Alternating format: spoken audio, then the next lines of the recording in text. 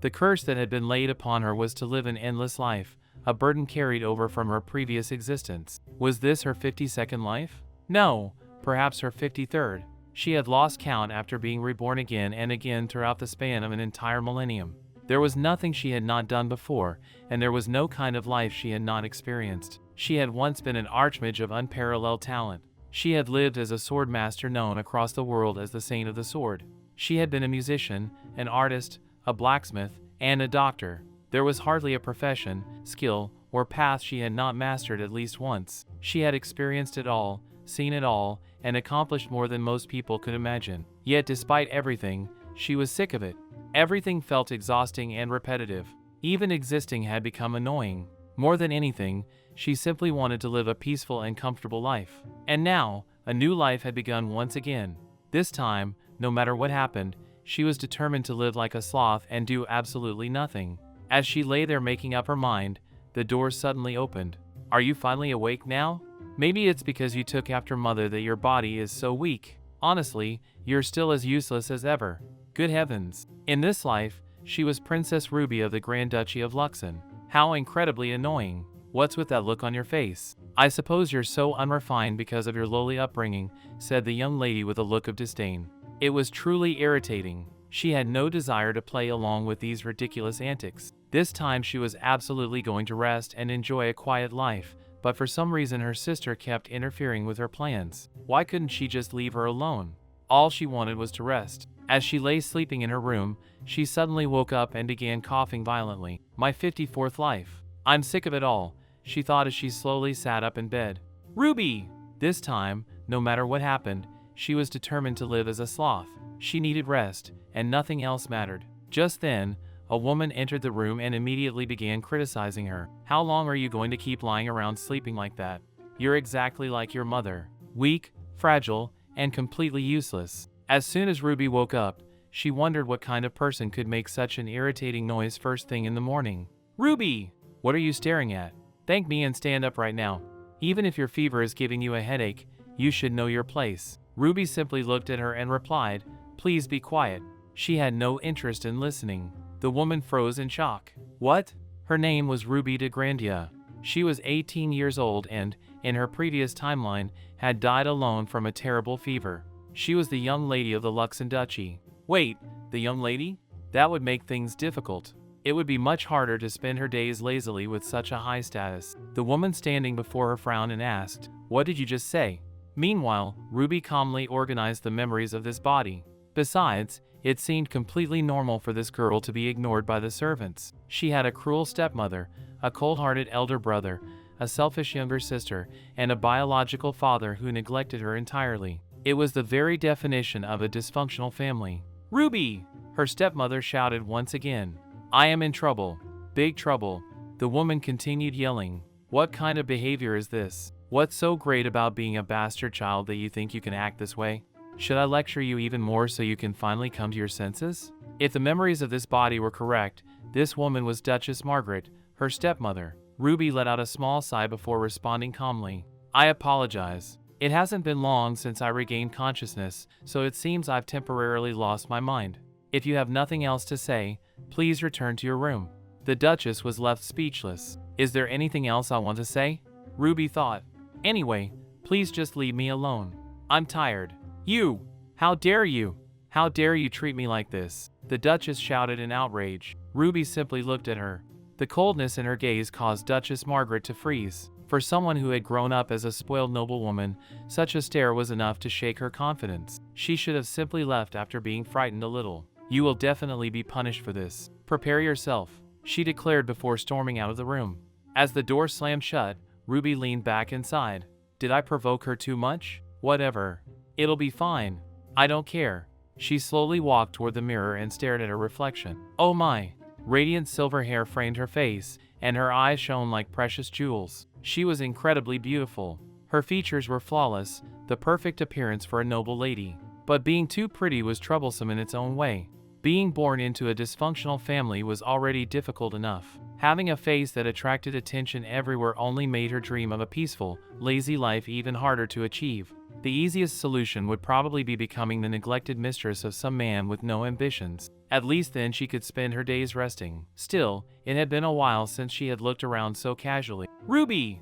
A voice suddenly called out from outside the room. She immediately frowned. What a nuisance. The person who entered was Viscount Sven, the body's older brother from a different mother and the eldest son of Archduke Luxon. Did she seriously call for reinforcements? Ruby wondered.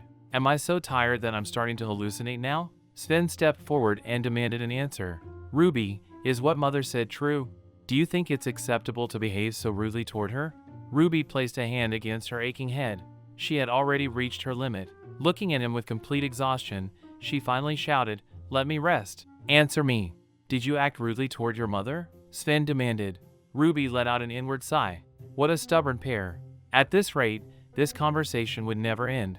The only solution was to end it as quickly as possible. Yes, that's correct. I was rude to mother.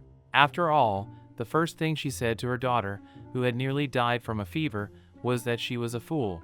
If I could truly call her mother, that is. The moment those words left her mouth, both Sven and Duchess Margaret froze in shock. Sven quickly regained his composure and replied that her words had gone too far.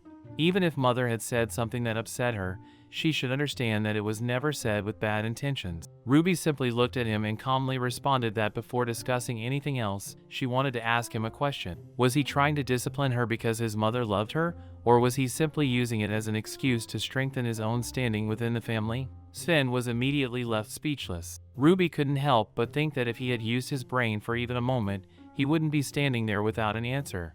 Was he going to be remembered as a bad brother who scolded his sick younger sister? Or would he admit that his mother was at fault before blaming the person who had nearly died?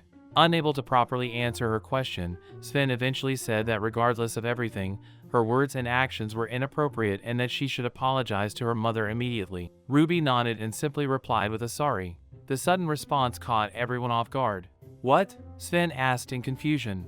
I apologized, so please relax. You seem to like apples very much, so perhaps you should eat plenty of them. The atmosphere instantly became awkward and tense. Ruby, what are you talking about? Sven asked. Ruby tilted her head and innocently replied that she didn't think she had said anything wrong.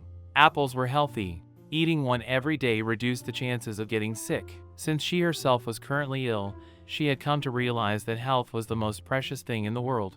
Isn't that right, Your Grace? The way she emphasized the title made Sven's expression darken. The Duchess looked furious, but before she could speak, Sven turned toward her and said that was enough and that it would be better if she returned to her room. Mother looked at him in disbelief and asked why he was suddenly acting this way. Your Grace, she called out in frustration. Sven merely repeated that they should leave. If that was Ruby's response, there was no point continuing the argument. As the two of them finally walked away, Ruby stood there silently. It seemed Sven wasn't completely stupid after all. It was obvious he had no chance of winning that conversation. The moment they left, she immediately jumped onto her bed and closed her eyes. Finally, I can sleep comfortably. Soon after, she found herself dreaming. Children were running through a beautiful garden, laughing and playing cheerfully beneath the warm sunlight. The sight felt distant yet painfully familiar. When Ruby opened her eyes again, tears had already gathered at the corners of her eyes. It had been so long since she last dreamed of the people from her previous lives. Lou, could you please bring that to me? The memory echoed in her mind. It was already her 53rd farewell. No matter how many centuries passed, she could never get used to the pain of parting from people she loved. Every farewell felt just as painful as the first. Ruby slowly sat up and wiped her eyes. Whenever she felt depressed, there was one simple solution. She needed food. After putting on her shoes, she left her room and headed through the palace corridors. Along the way, she noticed several servants whispering among themselves. Is that true? Really? Are you serious? Their hushed conversation stopped the moment they noticed her presence. Ruby paid them no attention and simply ordered them to bring her something to eat. She wanted a medium rare steak and some wine. If possible, she would prefer a Dorbos and Levian variety. The maids stared at her in confusion. One of them hurriedly tried to stop the others and told them to save the remaining food. Then she informed Ruby that there was no food left after mealtime. Ruby calmly replied that if there wasn't any food left, they should simply make more. She was willing to wait. The maid blinked in disbelief. What? If there is no food, then make more. Is there a problem? Ruby asked. The maid grumbled about how troublesome it was but eventually agreed and left to prepare something. Ruby sat down at the dining table and quietly waited. There was no point worrying about the mistreatment right now. It was clear that the original owner of this body had often been treated this way.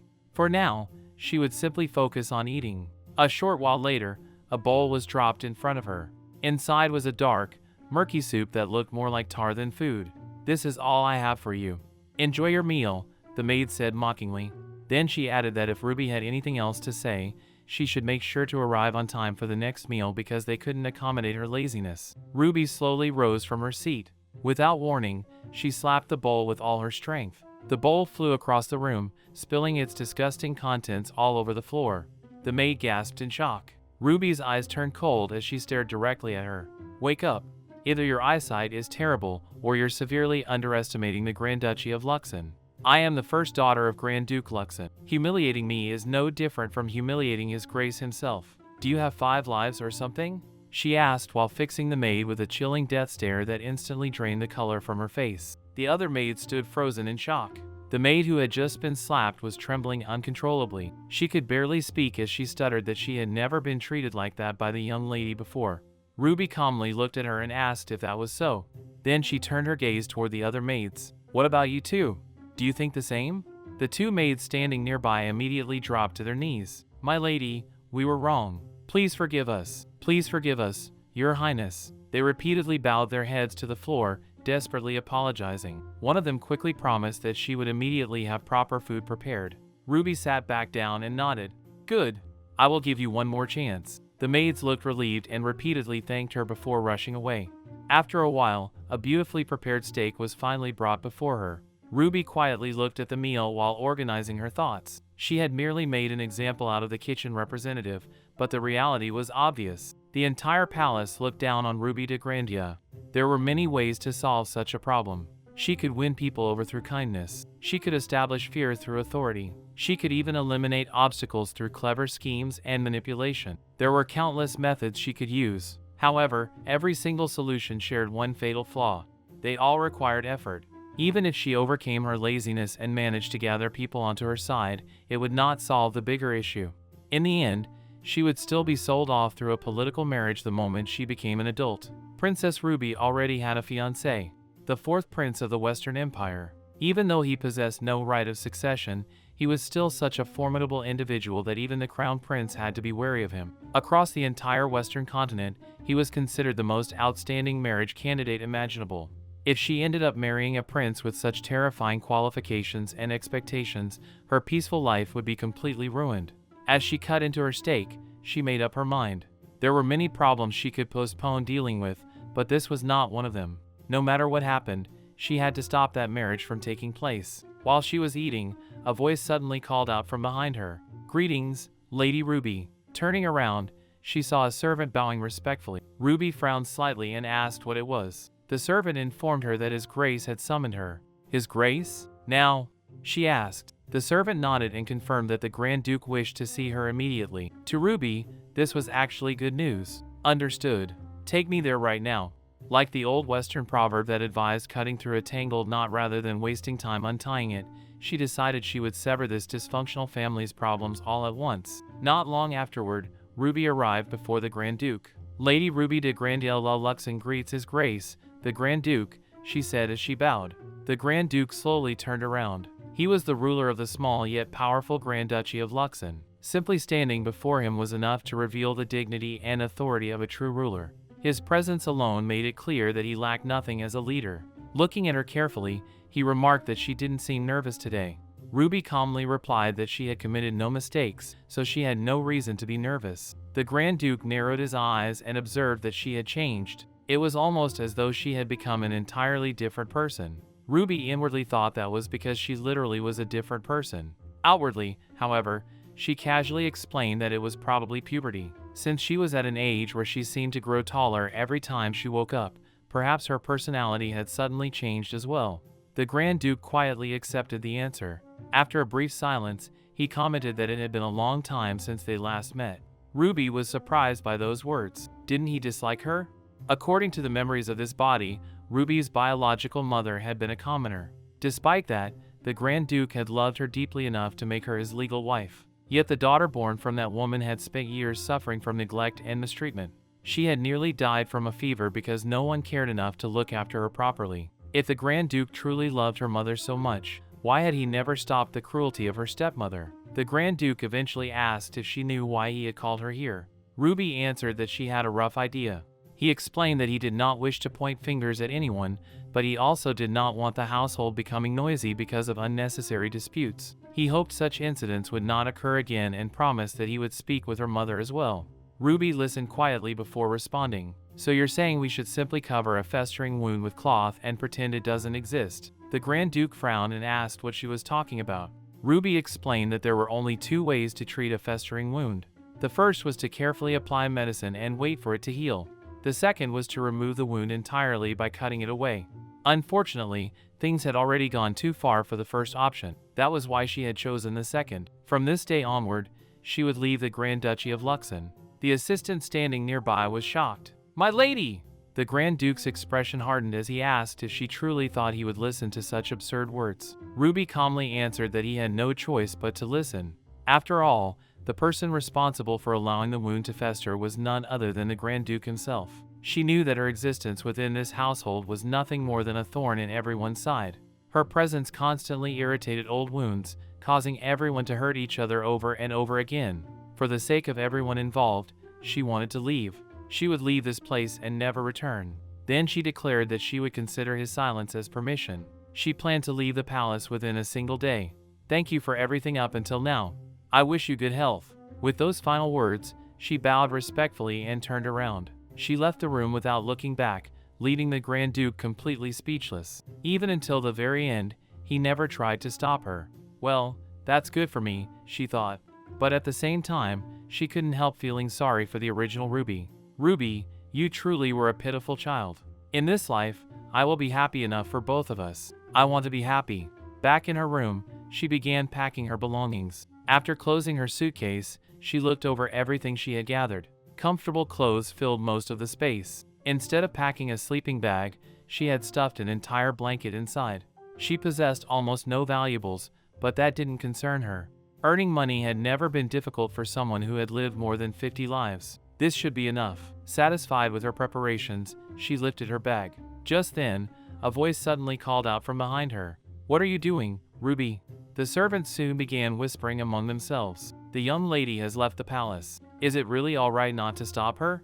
one of them asked. Meanwhile, the assistant turned toward the Grand Duke and asked the same question. The Grand Duke remained calm and ordered Sir Ervo to secretly watch over Ruby until she returned. It would not take long. Ervo bowed and replied that he understood. Then he carefully asked what should be done if Lady Ruby truly intended to leave the Grand Duchy behind. The Grand Duke's expression darkened slightly. "In that case, bring her back to the palace by force if necessary." Ervo immediately accepted the order and left. After he was gone, the assistant hesitated before speaking again. "Your Highness, what will you do after the young lady returns? I understand your feelings, however, the lady has done nothing wrong." The Grand Duke lowered his eyes and quietly admitted that he knew. He knew that better than anyone. After a moment of silence, he reflected on how different Ruby had seemed today. She had always been timid, hesitant, and easily intimidated. Yet earlier, she had appeared stronger and more confident than anyone else in the room. He could not understand the reason behind such a drastic change. For some reason, it felt as though she might simply fly away one day, to a place where nobody would ever be able to reach her again. Meanwhile, Ruby was already leaving the palace grounds. As she walked away from the Grand Duchy of Luxon, she absent-mindedly held a pendant in her hand. Suddenly, a familiar voice stopped her. "What are you doing, Ruby?" Turning around, she saw Sven standing there. Ruby calmly replied that she was simply leaving the palace. Sven stared at her in disbelief and asked what kind of nonsense she was talking about. Was she joking right now? Ruby apologized and explained that she believed this was the best solution. Sven immediately questioned how running away could possibly be the best method. Ruby responded by asking whether there was a better one. If there had been, the situation would never have reached this point in the first place. Sven found himself unable to answer. After a brief silence, Ruby politely informed him that she would be leaving now and wished him good health. Just as she turned away, Sven suddenly called out for her to wait.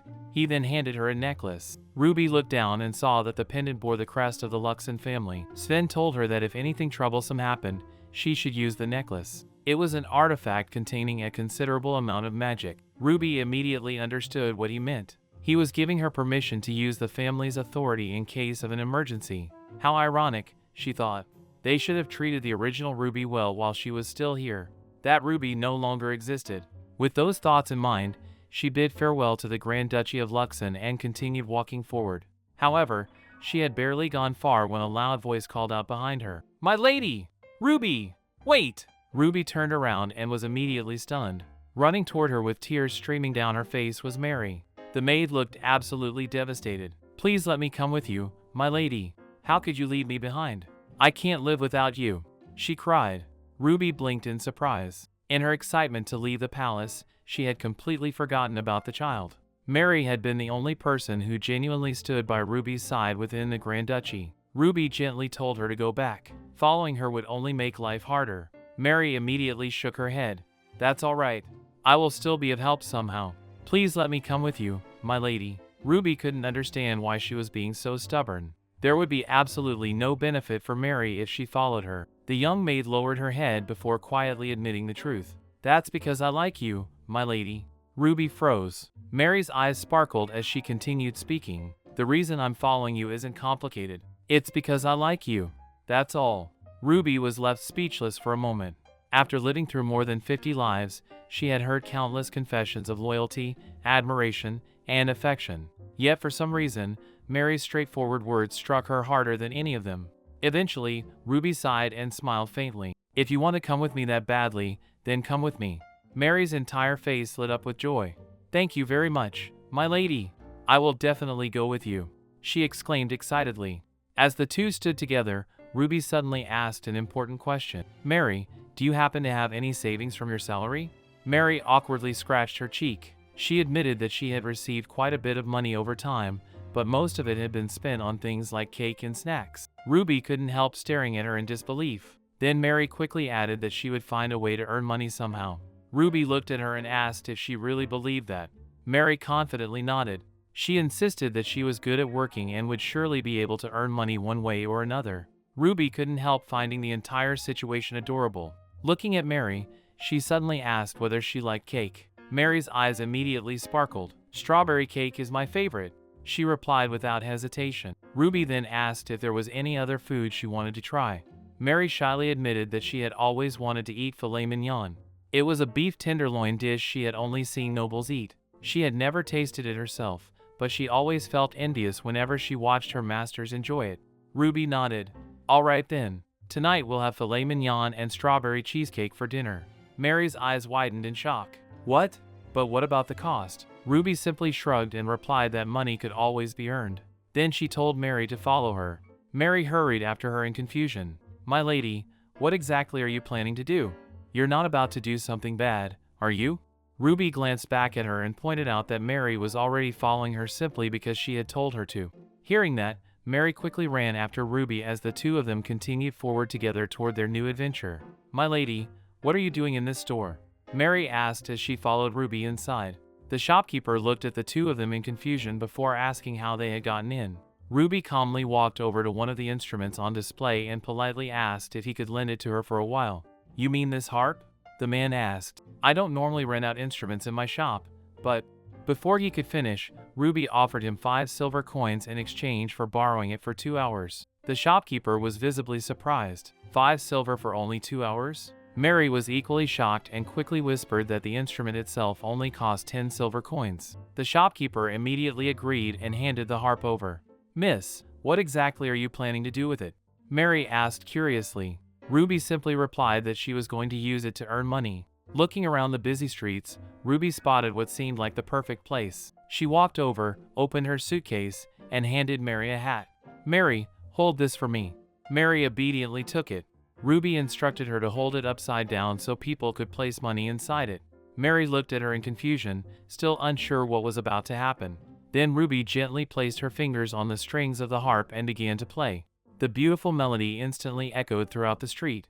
Before long, the attention of everyone nearby was drawn toward her performance. "Is that a street performance?" one passerby asked in surprise. While Mary stood there feeling embarrassed by all the attention, Ruby continued playing with complete confidence. People gradually gathered around her, unable to take their eyes off the mysterious young woman.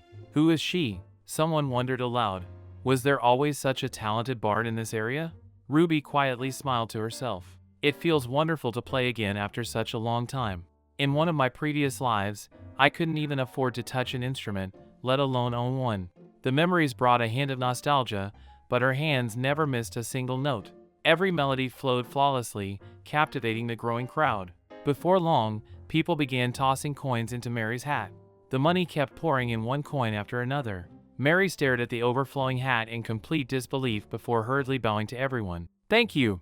Thank you so much!" she repeatedly exclaimed. To her, it almost felt like magic. More and more people gathered until a large crowd surrounded Ruby. Several nobles even stepped forward with offers. "Miss, please come perform for my family."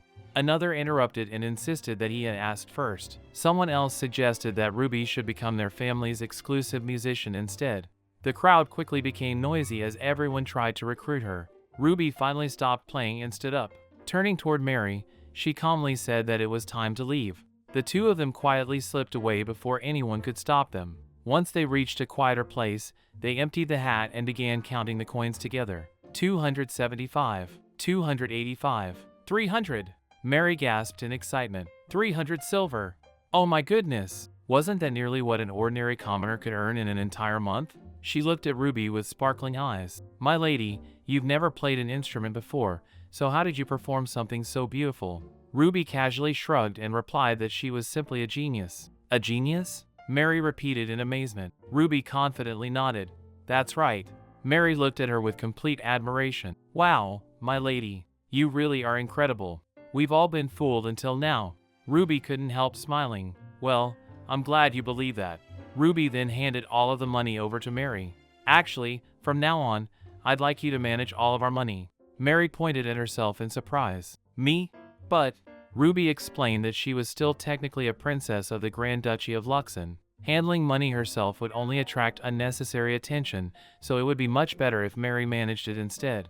Mary's expression immediately became determined. "Yes, please leave everything to me. I'll work really hard." Ruby thanked her before suggesting that they finally go eat. A short while later, the two of them were seated inside a restaurant enjoying their meal. Mary looked at Ruby with guilt written across her face and quietly admitted that she didn't have to come to such an expensive place just because of her. Ruby immediately corrected her. "I didn't come here because of you. I simply chose this place because I also enjoy veal tenderloin steak, so don't misunderstand." Mary's eyes began shining with determination. "My lady, I'll work really hard from now on." Ruby watched Mary's cheerful expression before asking something that had been on her mind. "Mary, don't you find my sudden change in personality strange?" Mary thought about it honestly before answering. "It is a little strange, but that's alright because you're still my lady, and you'll always be my lady. Actually, I like the confident version of you even more than before. But that doesn't mean I dislike the old you. Looking at you back then was always painful because you seemed so unhappy. I liked my lady before, I like my lady now, and I'll continue liking my lady forever." Hearing those sincere words, Ruby couldn't help but smile softly. After a moment of silence, Mary asked what they planned to do next. Were they going to continue earning money as traveling bards? Ruby shook her head. "No. Our next destination is Lynette, Free City Lynette." Living up to its title as the City of Freedom, it was a land within the Western Empire that belonged to no one. Nearly 200 years ago, Lynette had been nothing more than a quiet rural village with no ruler to govern it. Now, it had grown into the most extraordinary city on the entire continent. The biggest reason for its remarkable rise was the prestigious Lynette Academy.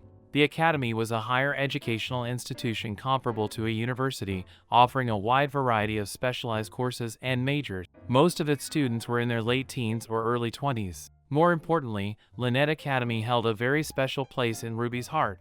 As soon as they arrived at the inn, the innkeeper informed them that the room would cost 50 silver.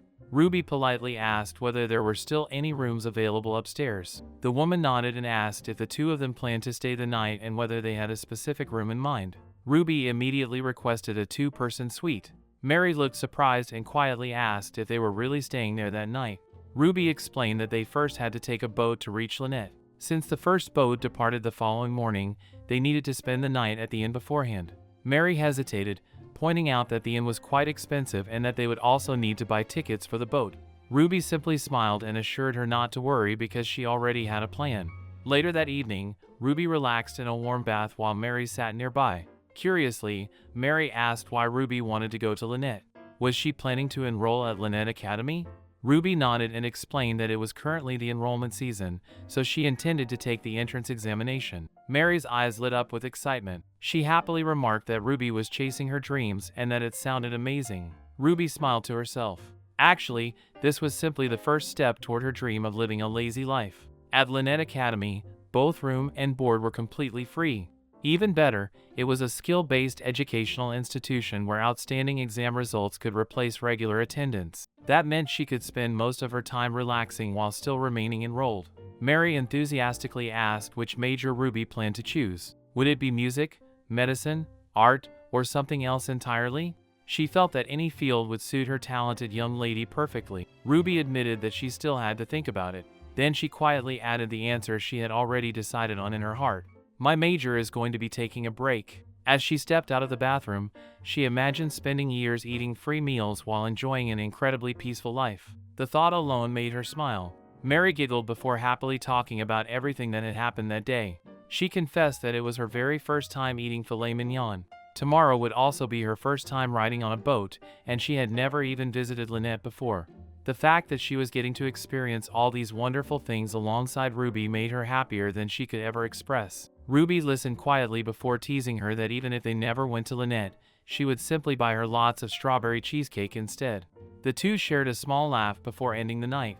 The following morning, Mary eagerly asked when they would be leaving. Ruby explained that they first needed to purchase a few supplies. Since they would be traveling for 3 days, it was better to prepare everything in advance. Mary enthusiastically agreed. However, the moment Ruby opened the door, she immediately spotted someone standing nearby. Sir Ervo.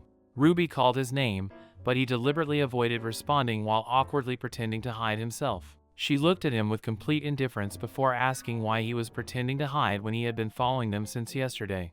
Realizing he had been caught, Ervo admitted that he had been secretly watching over the princess. Ruby asked what he was doing there. Ervo explained that His Grace had ordered him to ensure her safety. Even if Ruby refused, he had no choice but to carry out his mission. Ruby calmly replied that she hadn't called him over just to send him back. Ervo looked confused and asked what she wanted instead. Ruby smiled politely and invited him inside for a cup of tea, saying that he must have had a difficult time following them. Before long, the three of them were seated inside the room. As Mary quietly prepared the tea, she nervously whispered to Ruby, asking what they would do if Sir Ervo tried to stop them. Ruby reminded her that even if she lowered her voice, Lord Ervo could still hear every word she was saying. Once the tea was ready, Ruby handed him a cup and sincerely thanked him for protecting both her and Mary. Ervo accepted the tea before once again asking Ruby to return to the castle. Ruby calmly stated that she had absolutely no intention of going back. Ervo immediately became serious and asked whether she truly intended to leave the Grand Duchy behind forever. Ruby simply nodded. She planned to board the boat later that day. Ervo suddenly raised his voice, declaring that such a thing was unacceptable. Before Ruby had left the Grand Duchy, His Grace had ordered him to bring her back by force if necessary. Ruby found herself slightly surprised. So the Grand Duke had a side like that after all. Despite his threat, she calmly continued sipping her tea without the slightest hint of concern. After setting her cup down, Ruby admitted that she understood his position. She knew he couldn't disobey the Grand Duke's direct orders. Ervo nodded and insisted that they should return to the castle immediately. Ruby then quietly asked whether he also understood her position, just as she understood his. Before Ervo could answer, he suddenly felt extremely dizzy. His vision blurred, and within seconds he collapsed face first onto the table. Mary screamed in panic, repeatedly calling Sir Ervo's name. Ruby remained perfectly calm and assured her there was no need to worry because he was simply asleep. Mary looked at the unconscious knight in disbelief. Really? Isn't he snoring? Ruby quietly confirmed that the timing had been perfect. The sleeping pill had worked exactly as intended. Mary couldn't understand why he had suddenly fallen asleep, and Ruby casually guessed that he must have been exhausted from following them around for so long. She then suggested moving him onto the bed so he could sleep more comfortably. Together, the two of them carefully carried the unconscious knight over and tucked him into bed. Ruby couldn't help shaking her head. His mana and abilities were excellent, but he was completely unqualified when it came to accepting tea from the very person he had been sent to monitor. He was far too careless. Before leaving the room, Ruby placed a small note on the table beside him. It read that she would be charging both the hotel bill and the boat fare under Lord Irvo's name. She also warned him to never try something like this again in the future. Signed, Ruby. As she quietly closed the door behind her, she thought to herself that this little punishment wasn't really about taking his money. It was simply a lesson he needed to learn. With everything finally prepared, Ruby and Mary boarded the boat and continued their journey toward Lynette. Wow, miss. It's Lynette. We're finally here. Mary excitedly shouted the moment they stepped off the boat. After spending 3 whole days traveling across the water, Ruby slowly stretched her stiff body and sighed. I've been on that boat for 3 days. My whole body feels stiff. Mary, on the other hand, was filled with excitement. She pointed toward the enormous harbor with sparkling eyes. Look, miss, it's such a huge port. It's so beautiful. Isn't it absolutely amazing? Ruby glanced around before giving an uninterested response. Yeah, that's cool.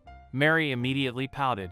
My lady, isn't that amazing? Ruby casually answered with another half-hearted yes, yes. Mary crossed her arms and accused her of lying. Ruby simply smiled to herself. Amazing? It wasn't as though this was the first or second time she had seen such a magnificent city.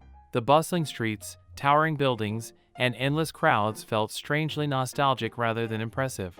As she looked across the city, old memories slowly resurfaced. Teacher! Teacher! Is this really where we'll all be living? A group of cheerful children surrounded her in the memory. She smiled warmly and answered that yes, this would become their home in the future. The children became even more excited and immediately began asking whether she was really going to build a school where they could all study together. Ruby asked them what they thought the school should be called. If anyone had a good name, everyone could decide together. The children immediately began thinking as hard as they could. After a few moments, one little boy proudly raised his hand and shouted, Lynette. I want to call it Lynette. The other children instantly agreed with him. Ruby jokingly asked if they should perhaps choose a different name instead, but the children stubbornly shook their heads. No! It has to be this one.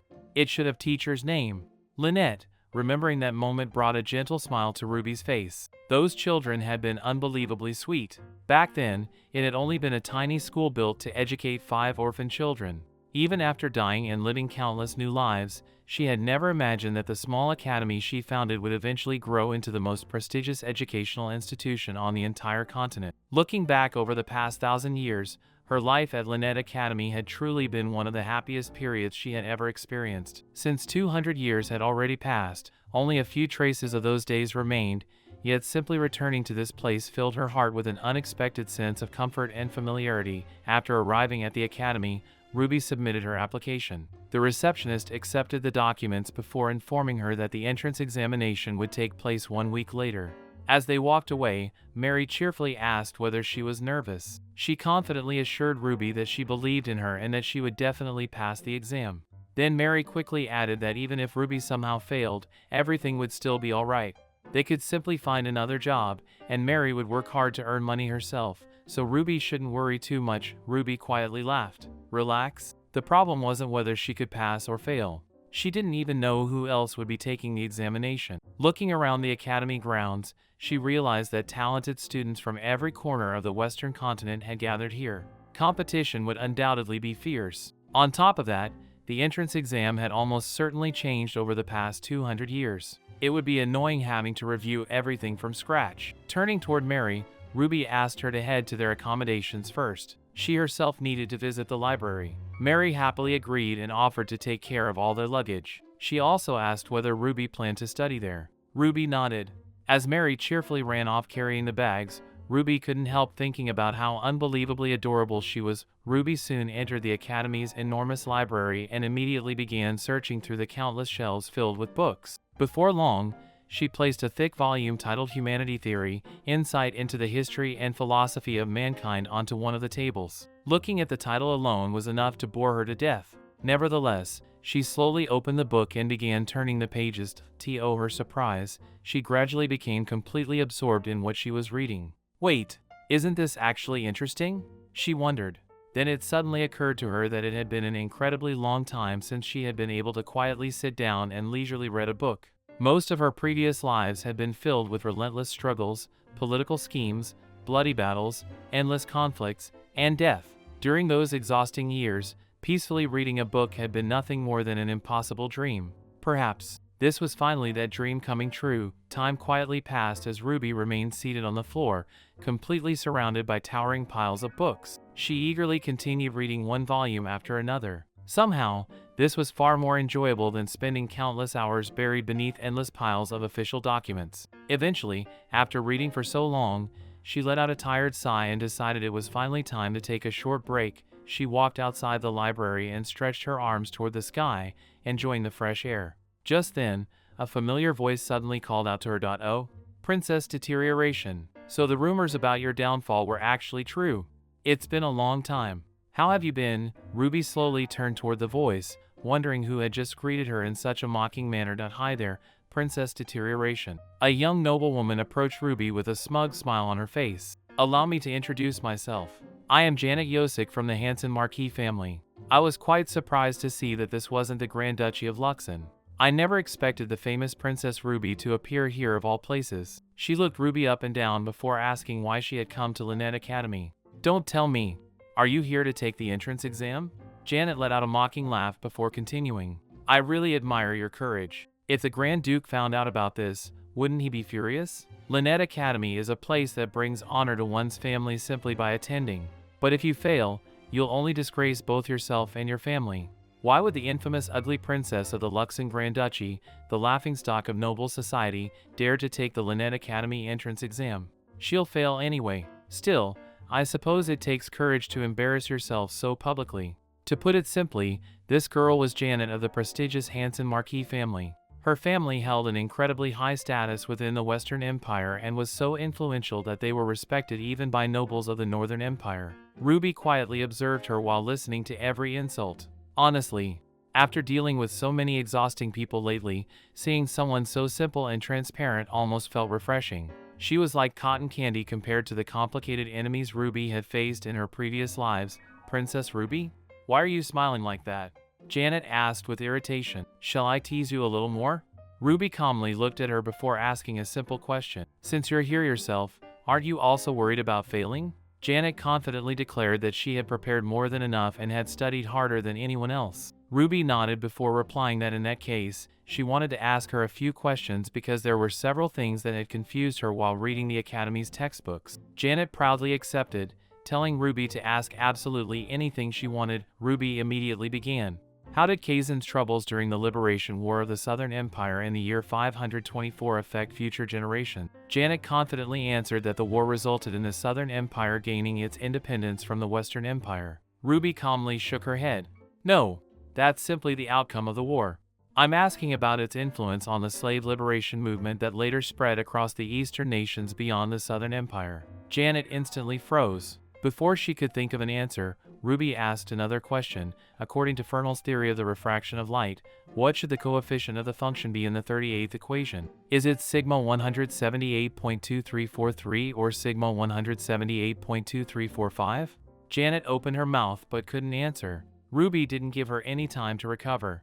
She immediately continued with another question regarding the paradoxical response of the sympathetic nervous system and the psychological mechanisms behind human homeostasis. Janet's confident expression completely disappeared. She nervously stumbled over her words, unable to answer even a single question correctly. Watching Janet panic, Ruby couldn't help teasing her a little. "Are you sure you really studied that hard?"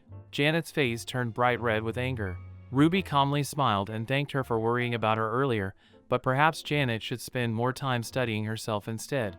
She wasn't trying to be sarcastic. She was genuinely worried about Janet. Hearing that only made Janet even more speechless. Unable to think of a comeback, she angrily turned around and walked away.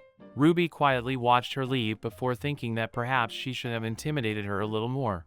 Then again, once she entered the academy, she didn't want to waste her energy constantly arguing with people like that. At Janet's current level, there was actually a high chance she would fail the entrance exam anyway. Still, despite everything, Janet had been just a little cute. Pushing those thoughts aside, Ruby rubbed her stomach. She had studied so hard all week that she decided she deserved a nice meal as a reward. 1 week quickly passed, and the day of the entrance examination finally arrived. Before Ruby left, Mary clasped her hands together and enthusiastically cheered her on. Do your best, miss. I'll be waiting for you. Then she quickly added that even if Ruby couldn't pass, she shouldn't feel too pressured because everything would be alright. Ruby simply smiled before walking toward the examination hall. As soon as the test papers were distributed, Ruby picked up her feather pen and began reading through the question. Almost immediately, she found herself in an awkward situation. I don't find a single question difficult. What am I supposed to do now? Did I study too seriously this past week? Originally, she had planned to score only high enough to pass. A perfect score would attract unnecessary attention, and attention was the exact opposite of the peaceful, lazy life she wanted. Glancing around the room, she noticed Janet sitting several rows behind her. Judging from Janet's expression, the exam was clearly difficult for everyone else. If that's the case, 90 points should be enough. That score would practically guarantee admission without making her stand out too much. Satisfied with her plan, Ruby deliberately left several questions unanswered before handing in her paper. Good. From now on, my real sloth life can finally begin. That night, while Ruby peacefully lay in bed preparing to sleep, Mary couldn't stop worrying about the examination results. She admitted that although she completely believed in Ruby, the competition at Lynette Academy was incredibly fierce. Ruby calmly reassured her that everything would be fine. Mary looked at her hopefully and asked if she really thought so. Ruby confidently replied that she was a genius, so she was almost certain she had passed. The only awkward part was that she had intentionally scored exactly 90 points. Mary suddenly looked surprised. She apologized before explaining that she had been worried because everyone was saying this year's entrance examination had been exceptionally difficult. Ruby slowly sat up. Difficult? Mary nodded while folding their clothes. She had overheard many applicants talking. They all claimed this was the hardest entrance exam Lynette Academy had given in the past 10 years. In fact, many students had already packed their belongings and left without even waiting to see the results because they were convinced they had failed. Ruby quietly thought to herself, is 90 points actually considered a very high score? Then she immediately dismissed the thought. No, that couldn't possibly be true. Lynette Academy gathered the greatest talents from every corner of the continent. There was no point worrying in advance over something so ridiculous. Even so, as she pulled the blanket over herself, she couldn't help feeling just a tiny bit uneasy. The next morning, the academy grounds were filled with anxious students waiting for the results. Mary nervously looked around at all the disappointed faces before telling Ruby that so many people had already failed. Then she asked how Ruby could remain so calm. Ruby admitted that, for the first time, even she felt a little nervous. Eventually, Ruby stepped forward and introduced herself to the academy staff. My name is Ruby of the Luxon Grand Duchy. The staff member immediately recognized her name. So you're Princess Ruby? I've actually been waiting for you. Please take a look at this. The moment Ruby heard those words, an ominous feeling washed over her. Slowly, she accepted the envelope. She carefully opened it and pulled out the letter inside. The moment she saw the contents, well, shit. The score written on the paper was exactly 90. Why am I in first place? Is there some kind of mistake? How could 90 points possibly be enough to rank first? Ruby stood there in complete disbelief as countless thoughts raced through her mind.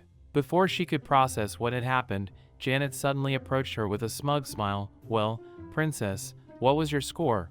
Janet asked mockingly. Did you do well on the exam? Actually, I already know you didn't. Just listen to your family next time. Don't be too upset. It's extremely difficult to score high enough to pass the Lynette Academy entrance exam. If you're planning to try again next year, you can always come to me.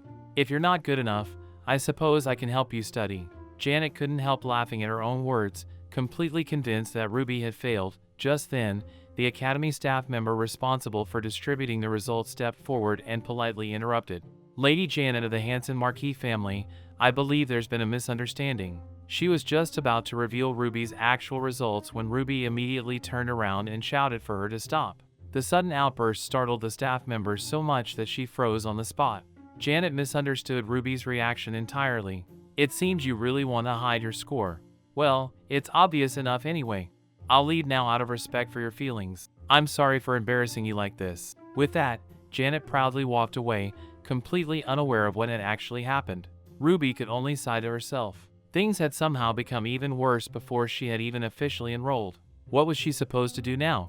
She turned toward Mary and suggested they leave immediately. However, before they could take another step, the academy staff member hurriedly stopped them. Princess, please wait. There's someone who wishes to meet you. A few moments later, Ruby found herself standing before none other than Baron Crescent, the president of Lynette Academy. The elderly man greeted her with genuine excitement. It is truly wonderful to meet the student who achieved the highest entrance examination score in the Academy's entire history. Ruby's expression immediately stiffened. Not only had she received the highest score, but she had apparently done so on the most difficult entrance examination Lynette Academy had ever created. If she entered the Academy under these circumstances, her peaceful life would be completely ruined. Nobody would ever leave the Academy's top student alone. Even so, before discussing anything else, Ruby politely told the president that she had a request. The president smiled and encouraged her to speak freely. Ruby explained that she believed her score had simply been the result of incredible luck. She insisted that there had been far too many questions she had answered incorrectly, yet she had somehow still received full marks for them. That meant her result wasn't proof of her ability but rather nothing more than an unbelievable coincidence. The president suddenly laughed. He told Ruby that not only was she a genius, but she was humble as well. However, he wanted her to understand that it wasn't merely her score that had impressed him. What truly amazed him was the content of her answers. Every sentence she had written perfectly captured the essence of each topic. Some of her explanations were even superior to the theories accepted by mainstream academic circles. He admitted that he had never expected to witness such extraordinary talent during his time as president. To him, this meeting felt like fate itself. The old man continued speaking with obvious passion. He explained that he didn't have many years left before retirement, and he believed it was his final responsibility as an educator to ensure that a talent like Ruby's blossomed properly. His determination was unmistakable. Ruby quietly listened before taking a deep breath. "I refuse." The president blinked in confusion. "What?" "I will be canceling my application." The president looked genuinely stunned. Surely he had heard her incorrectly. Ruby calmly repeated herself. She apologized, but she truly intended to withdraw her application. The president quickly asked her to wait and wondered why she had suddenly made such a decision. Ruby thought for a moment before coming up with an excuse. "Actually, I suffer from a very serious illness. I performed much better than expected on the examination, but because of this condition, I don't believe I'll be able to continue studying here." The president immediately became concerned and asked what kind of illness she suffered from. He explained that Lynette Academy possessed one of the finest medical departments on the continent, and perhaps they could help treat her condition. Ruby calmly answered, "Migraine. A condition that couldn't easily be disproven. If she claimed that crowded places caused unbearable headaches, nobody would be able to expose it as a lie." She explained that whenever she found herself surrounded by too many people, she experienced severe pain. She had already tried countless treatments, but nothing had worked. The president looked genuinely disappointed but refused to give up. After thanking Ruby for being honest with him, he suddenly proposed another solution. "If that's the case, then simply enroll without attending any classes." Ruby looked at him in surprise. The president continued explaining that she wouldn't have to participate in regular lectures. Instead, the academy would allow her to complete assignments and examinations from wherever she wished. They would officially recognize her as a student without forcing her to attend crowded classrooms. In return, he asked for only one promise, and no matter what happened, she must never leave Lynette Academy. Ruby genuinely appreciated how considerate he was being, but she slowly shook her head. She admitted that she couldn't make promises about an uncertain future. Because of that, she still intended to cancel her application. The president desperately asked her to reconsider. He explained that academy rules prohibited students from dropping out during their first year because many people had abused scholarships in the past. However, those rules had nothing to do with class attendance. The conditions he was offering were already exceptionally generous. Ruby quietly considered his proposal. The conditions were certainly attractive, but for her, the issue wasn't that simple. She had lived through more than 50 lives, and over those countless centuries she had developed principles that ordinary people could never understand. One of those principles was that once she made a promise, she had to keep it no matter what. It wasn't simply a matter of honor. Her soul had become so powerful after living so many lifetimes that any promise she made became something she was compelled to fulfill, whether she wanted to or not. Breaking her own word was simply impossible. That was why she couldn't casually agree to something with an uncertain future. After politely explaining as much as she could, Ruby turned around and slowly began walking away. The president watched her leave before quietly admitting that it couldn't be helped. Her determination was simply too strong. Even so, he couldn't hide the disappointment in his voice. He could tell that Ruby's wish wasn't born from selfishness. As an educator who had dedicated his entire life to teaching and to Lynette Academy, he could immediately recognize exceptional talent when he saw it. It was deeply regrettable that someone with such incredible abilities intended to walk away. The academy needed people like her, and the future of the world would undoubtedly benefit from her knowledge, even if she chose not to enroll today. He told her that the academy's doors would always remain open. She would always be welcome to return whenever she wished. He sincerely hoped that one day her extraordinary talents would be allowed to flourish. Those heartfelt words caused Ruby to pause for just a brief moment. The old man reminded her of someone from a very distant past. Ruby quietly lowered her head. Oh goodness. After a long silence, she finally turned back toward him. I have quite a few conditions. The president's eyes immediately lit up with excitement. Really? He smiled warmly. Then please, tell me every single one of them. Cool. This is our dorm, Mary excitedly exclaimed as the two of them arrived in front of the academy residence. She looked around in amazement. It didn't even look like a normal student dormitory. It was much larger and more luxurious than she had imagined. Ruby calmly looked around before nodding in satisfaction. Yes, this is the best dorm they could possibly give me. Finally, my relaxing plan can officially begin. Just thinking about spending her days peacefully inside such a comfortable place was enough to make her happy. Mary still couldn't believe that Ruby had actually entered Lynette Academy. She proudly declared that from now on she would take the lead in helping Ruby with everything. Then something suddenly came to mind. She asked why Ruby hadn't told anyone that she was actually the daughter of one of the most powerful families in the empire. However, she quickly added that everyone would surely find out once classes officially started. Ruby immediately shook her head and explained that they wouldn't know even after classes began because it was better to keep her identity a secret. Mary looked confused but obediently nodded and promised not to tell anyone. Ruby then remembered the agreement she had made with President Crusson. During their discussion, she had established two important conditions. The first was that if she ever got into trouble, the academy was not to contact her family under any circumstances. Even if an entire year had not passed, she still wanted the freedom to leave the academy whenever she wished. The second condition was that nobody was allowed to reveal that Ruby de Grandier-La Luxon was the student who had achieved the highest score on the entrance examination. Mary looked completely puzzled. But why? Your score was the highest. That's an incredible honor. The whole world should know about it. Ruby immediately replied that if too many people started paying attention to her, she felt like she would have a seizure. Although she was exaggerating a little, she genuinely hated attracting unnecessary attention. Mary pouted and admitted that she wanted everyone back at the Grand Duchy to know how amazing Ruby really was. Ruby smiled helplessly before explaining that if everyone knew, there was no way she would be able to live the peaceful life she wanted. She apologized and promised that she would explain everything properly another day. Thanks to the agreement she had made with the president, she wouldn't be required to attend regular classes. Instead, she would only have to complete assignments and examinations. As long as they didn't suddenly assign enormous research papers every week, everything would be perfect. Satisfied with her situation, Ruby immediately walked over to her bed. Mary blinked in confusion and asked why she was already going to sleep. Ruby climbed under the blanket, buried her face in the pillow, and announced that she was going to finish sleeping. She even warned Mary not to wake her up even if she never woke up on her own.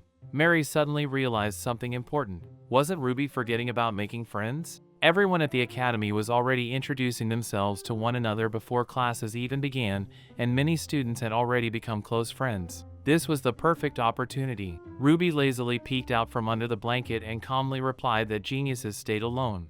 Mary stared at her in disbelief and asked what kind of nonsense that was because even geniuses needed friends. Ruby simply closed her eyes again and muttered that she would make friends later, but for now she just wanted to rest. After living for centuries, all she wanted was peace and quiet. Mary refused to give up. She immediately pulled the blanket away and told Ruby to get up and make friends. Then another thought crossed her mind.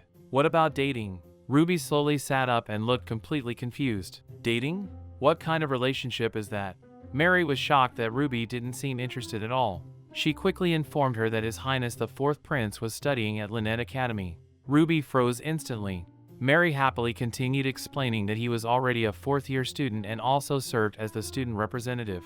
Ruby became completely speechless. Why was he even at the academy? If he was a prince, shouldn't he have been studying inside the royal palace? Ruby quietly began thinking. If she had known they would meet this soon, she would have canceled the engagement before leaving the Grand Duchy. However, after calming herself down, she realized there was no need to panic. She would simply stay inside the dormitory for the next 4 years. If everything went according to plan, there was a good chance she wouldn't have to meet him even once. Besides, since she was technically the runaway princess, her family would probably cancel the engagement themselves eventually without her needing to do anything. Satisfied with that conclusion, she climbed back into bed and happily declared that she was going to become one with the bed. The moment she closed her eyes, she completely disappeared beneath the blanket. 12 hours passed, and she was still asleep. 24 hours passed, and she still hadn't moved. 48 hours later, nothing had changed. After sleeping for an unbelievable 72 straight hours, Ruby finally opened her eyes with a refreshed smile and happily announced that she had slept well. Meanwhile, Mary looked completely exhausted after spending 3 whole days worrying about her. Ruby tilted her head in confusion and asked what was wrong. Mary crossed her arms and looked away before saying that Ruby was a genius who didn't need her anymore. Ruby immediately realized Mary was upset and asked if she was angry. Then, with a mischievous smile, she asked whether Mary wanted to eat something delicious. How about strawberry cheesecake? Mary stubbornly replied that she had already eaten some. Ruby pretended to think for a moment before saying that it was unfortunate because she had been planning to visit Mayan Pasta House, order their famous red seafood pasta, and buy fresh strawberry juice on the way back. But if Mary didn't want to go, then she guessed she would have to enjoy everything by herself. The very next second, Mary immediately jumped onto Ruby and complained that she was being incredibly cruel. Ruby burst into laughter before telling Mary not to worry because she could manage perfectly well on her own. Mary lowered her head and admitted that she couldn't help worrying because Ruby looked like a child who had been abandoned beside a river. She didn't think she could ever leave Ruby alone again. Ruby gently smiled before telling Mary to hurry up and get ready because if they left too late, the streets would become crowded.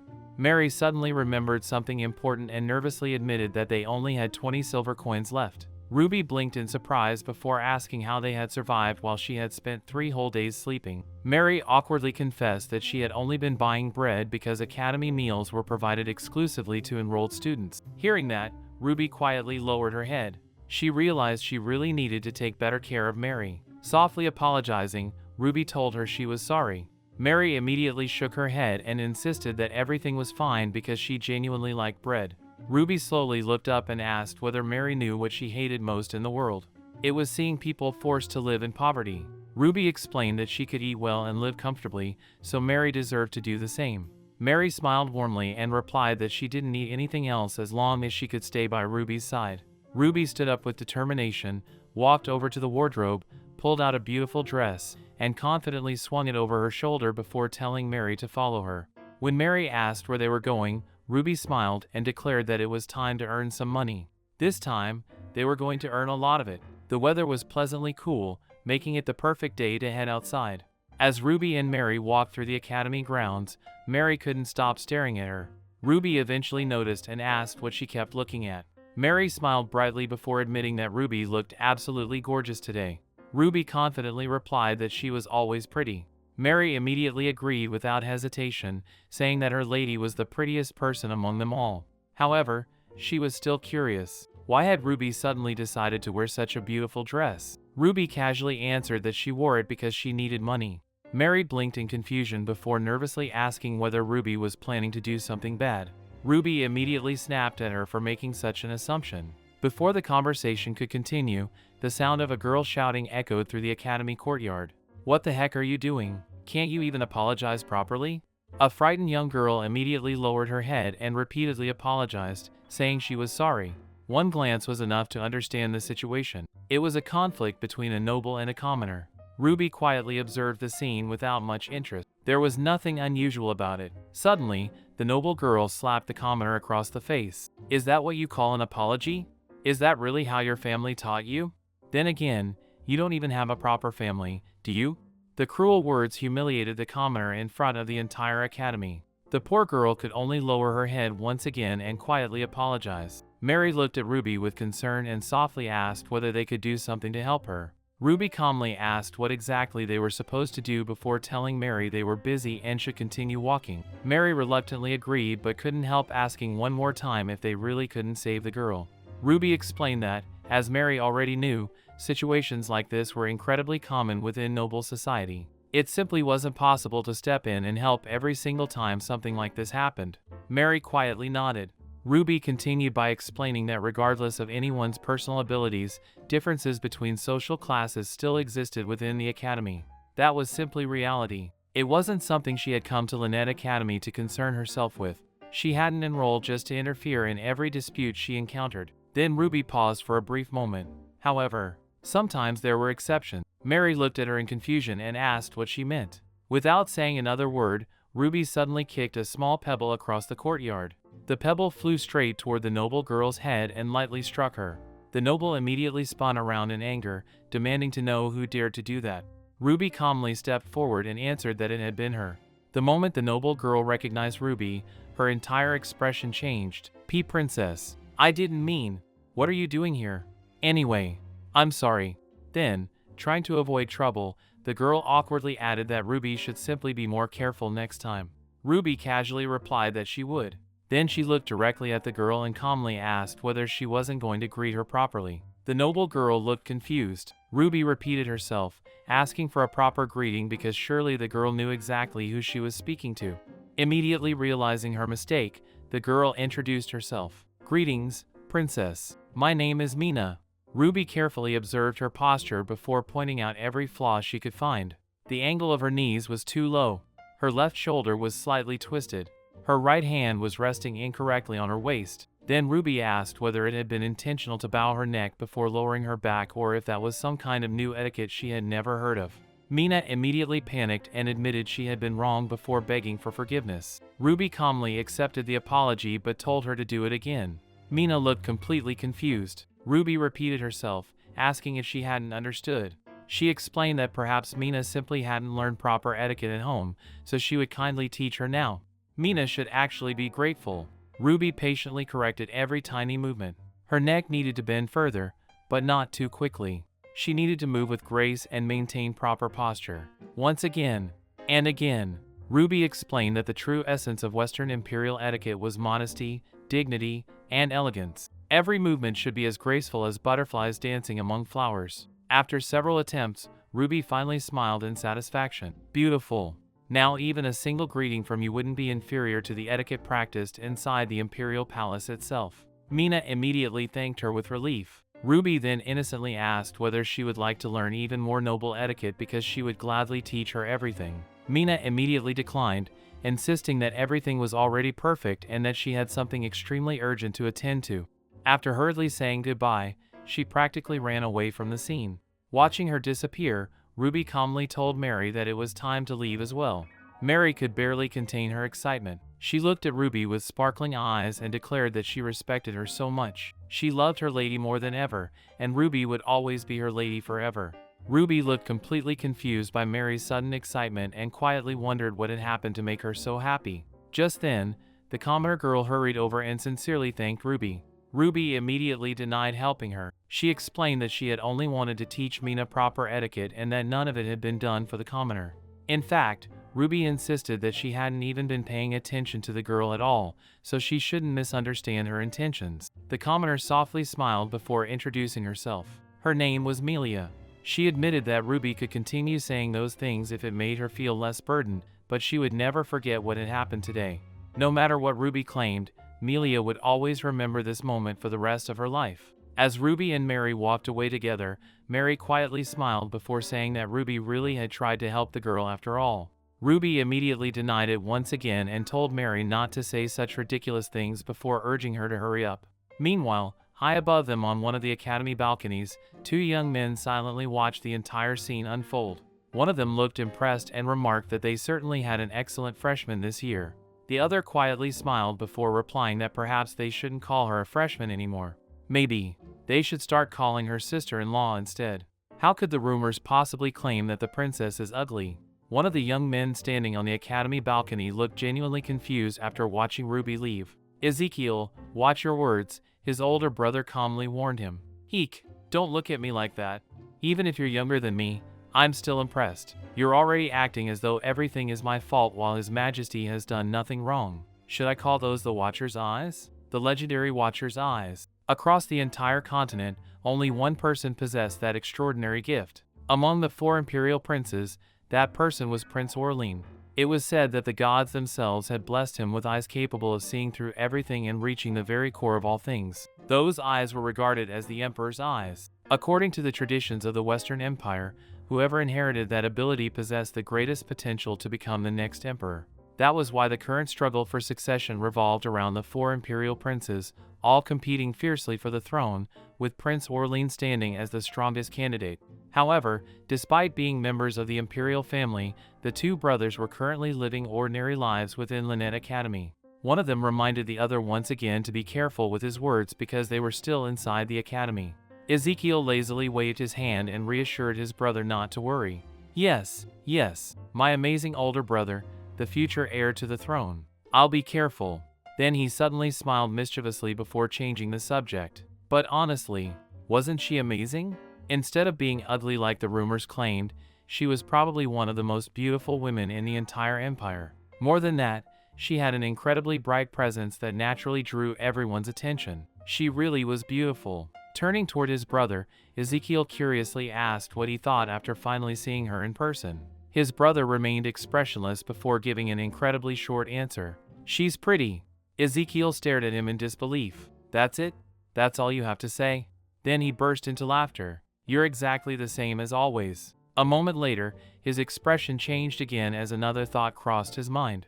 By the way, why did Prince will suddenly return? He already completed his compulsory studies here 2 years ago, yet now he's suddenly back at the academy. On top of that, he returned as a temporary instructor. His brother quietly admitted that he didn't know the real reason. Officially, Prince will claim that he had simply missed the academy, but somehow he doubted that explanation. What he truly hadn't expected was running into that troublesome man again. He had no idea what Prince was planning this time. Then, changing the subject once more, he asked Ezekiel where he had disappeared to all day. Ezekiel casually answered that he had gone to the casino. His brother's face immediately darkened. What? Again? How many times have I told you to stop going there? Ezekiel simply shrugged and explained that he had only gone there to relax. His brother couldn't understand how anyone could possibly relax inside a casino. Calm down. You're the one getting anxious, Ezekiel teased. His brother insisted that he wasn't anxious at all, although it certainly looked like Ezekiel was trying to make him worry. Instead of continuing the argument, Ezekiel suddenly asked whether his brother had finished writing his thesis. The older brother sighed, explaining that there was still plenty of work left to do. Hearing that, Ezekiel complained that he had come to the academy to enjoy himself, not to spend every day working. Waving goodbye, he announced that he was leaving first. As he turned around, he suddenly heard someone mention Ruby's name nearby. Meanwhile, Mary looked around nervously before asking Ruby what they were doing there. Weren't they trying to earn money? Ruby calmly asked if there was some sort of problem. Mary looked around at the lively building before finally shouting that this place was obviously a casino. She nervously hid behind Ruby as gamblers all around them shouted loudly, "Put 200 more! Raise it again!" More bets echoed throughout the room as coins continuously exchanged hands. Ruby calmly observed everything before thinking to herself that this was exactly where she intended to make money this time. Mary desperately begged Ruby to leave before something bad happened. Ruby smiled confidently and assured her there was absolutely nothing to worry about because she knew a little about playing cards. Mary immediately protested that her concern wasn't whether Ruby knew how to play. Gambling itself was bad. Bad things always brought bad luck. Ruby stepped closer to Mary before asking a simple question. Did Mary honestly believe Ruby was a bad person? Mary quickly shook her head. Of course not. Ruby wasn't bad. Gambling itself was what she considered bad. Ruby smiled before explaining that what she intended to do today wasn't really gambling at all. Instead, she wanted Mary to think of it as playing with the judges themselves. Mary looked completely confused. Ruby explained that casinos were always filled with dishonest people who cheated innocent players and stole their money. Her plan was to strip those scammers of everything they had taken. That wasn't ordinary gambling. It was simply punishing bad people. Surely Mary could understand the difference. Ruby continued explaining that people should never earn money through cheating or dishonest gambling. However, taking money away from people who cheated others was a completely different matter. In fact, she found it rather enjoyable. Those words reminded Ruby of one of her previous lives, when she had become an expert in fraud detection and gambling. There had been nothing more satisfying than outsmarting professional scammers using their own tricks against them. Before challenging anyone serious, however, Ruby decided it would be better to earn some starting capital by playing a simple dice game first. After all, the 20 senna they currently possessed wasn't nearly enough. Senna was the standard currency used throughout the empire. As Ruby effortlessly continued winning round after round, Mary couldn't stop talking beside her. She even complained that Ruby should have spent more money earlier because now it felt like a waste. Ruby couldn't help laughing before reminding Mary that she had been the very person insisting gambling was bad only a few minutes ago. Mary awkwardly admitted that she didn't know what to call this anymore, but since they were winning so much money, perhaps it wasn't entirely bad after all. Looking down at the growing pile of coins, Mary excitedly shouted that they already had 200 senna. At this rate, they were going to become rich. Gambling really could make people wealthy. Ruby finally collected the winnings from the table. Mary asked whether they weren't going to continue playing the dice game. Ruby slowly shook her head. It was time to play something much more interesting. They were finally going to hunt down the real scammers. Mary looked confused and wondered whether they couldn't simply continue earning money through dice. Ruby smiled confidently before declaring that although they had earned a decent amount, it still wasn't enough for what she had in mind. Then she calmly announced exactly how much money she intended to win. 3,000 senna. We can earn that much easily. In a casino this large, there were guaranteed to be professional fraudulent gamblers hiding among the ordinary players. Ruby knew that better than anyone. If she could earn 3,000 senna today, that would be enough to support an entire family for well over a year without worrying about money. More importantly, she wouldn't have to concern herself with earning another coin for quite some time. Once she secured enough money, she fully intended to return to her dormitory, climb into her bed, and refuse to get up under any circumstances. As she slowly scanned the crowded casino, her eyes suddenly stopped on a particular table. Not that man. That woman. No, there. Her attention settled on a man sitting calmly among the gamblers. Around him, people continuously gasped in disbelief. Amazing! How can you keep drawing cards like that? How did you get another full house? How did he win again? Everyone around the table seemed completely amazed by his unbelievable luck. Ruby, however, wasn't fooled for even a second. Looking at his expression alone was enough to tell her everything she needed to know. That's the face of a bad person. On top of that, he's a fraudulent gambler. Perfect. A slow smile appeared on Ruby's face as she quietly walked over to his table. The man immediately noticed the beautiful young woman approaching him and politely invited her to take a seat. Beautiful lady, would you care to join me for a little entertainment? Ruby calmly sat down across from him. The man explained that the game they would be playing was fortune and asked whether she knew the rules. Ruby casually answered that she did. Satisfied, the man smiled and told her they could begin. He assured her that if she had any questions or worries about the game, she could ask freely because it was only meant for entertainment. With that, he shuffled the cards and the game began. The first round passed quietly without anything particularly noteworthy happening. The second, third, and fourth rounds followed much the same way. However, by the fifth round, the atmosphere around the table had become noticeably tense. The spectators watched every movement in complete silence. Eventually, the man revealed his cards and smiled confidently. Lucky me. It seems I won again. Sorry about that. Everyone around the table sighed in amazement. Mary nervously looked toward Ruby, wondering whether she had anything to say after suffering another loss. Ruby simply flipped one of her coins between her fingers before calmly replying that she was looking forward to the next round. While everyone else believed they were witnessing extraordinary luck, Ruby had already figured out exactly what was happening. The trick he was using relied on an exceptionally refined form of mana manipulation. The man was secretly using teleportation magic to reverse the positions of the cards at the perfect moment, creating the strongest possible hand for himself. It was an incredibly advanced technique because it left behind absolutely no visible traces. Even experienced mages would struggle to notice it. That was precisely why nobody had ever exposed him. Ordinary players never realized they had been cheated. Once again, the man revealed an unbeatable hand. A straight. The spectators erupted into admiration. Ruby quietly looked at him before calmly speaking. I'm sorry, but I think I'll give up this round. Someone like me can actually sense the mana you're using for your little magic trick. At this point, it's practically the same as showing me your winning cards before the game even begins. The man's confident smile instantly froze. For the first time, genuine surprise appeared on his face. After staring at Ruby for a few moments, he suddenly burst into laughter. This is incredible.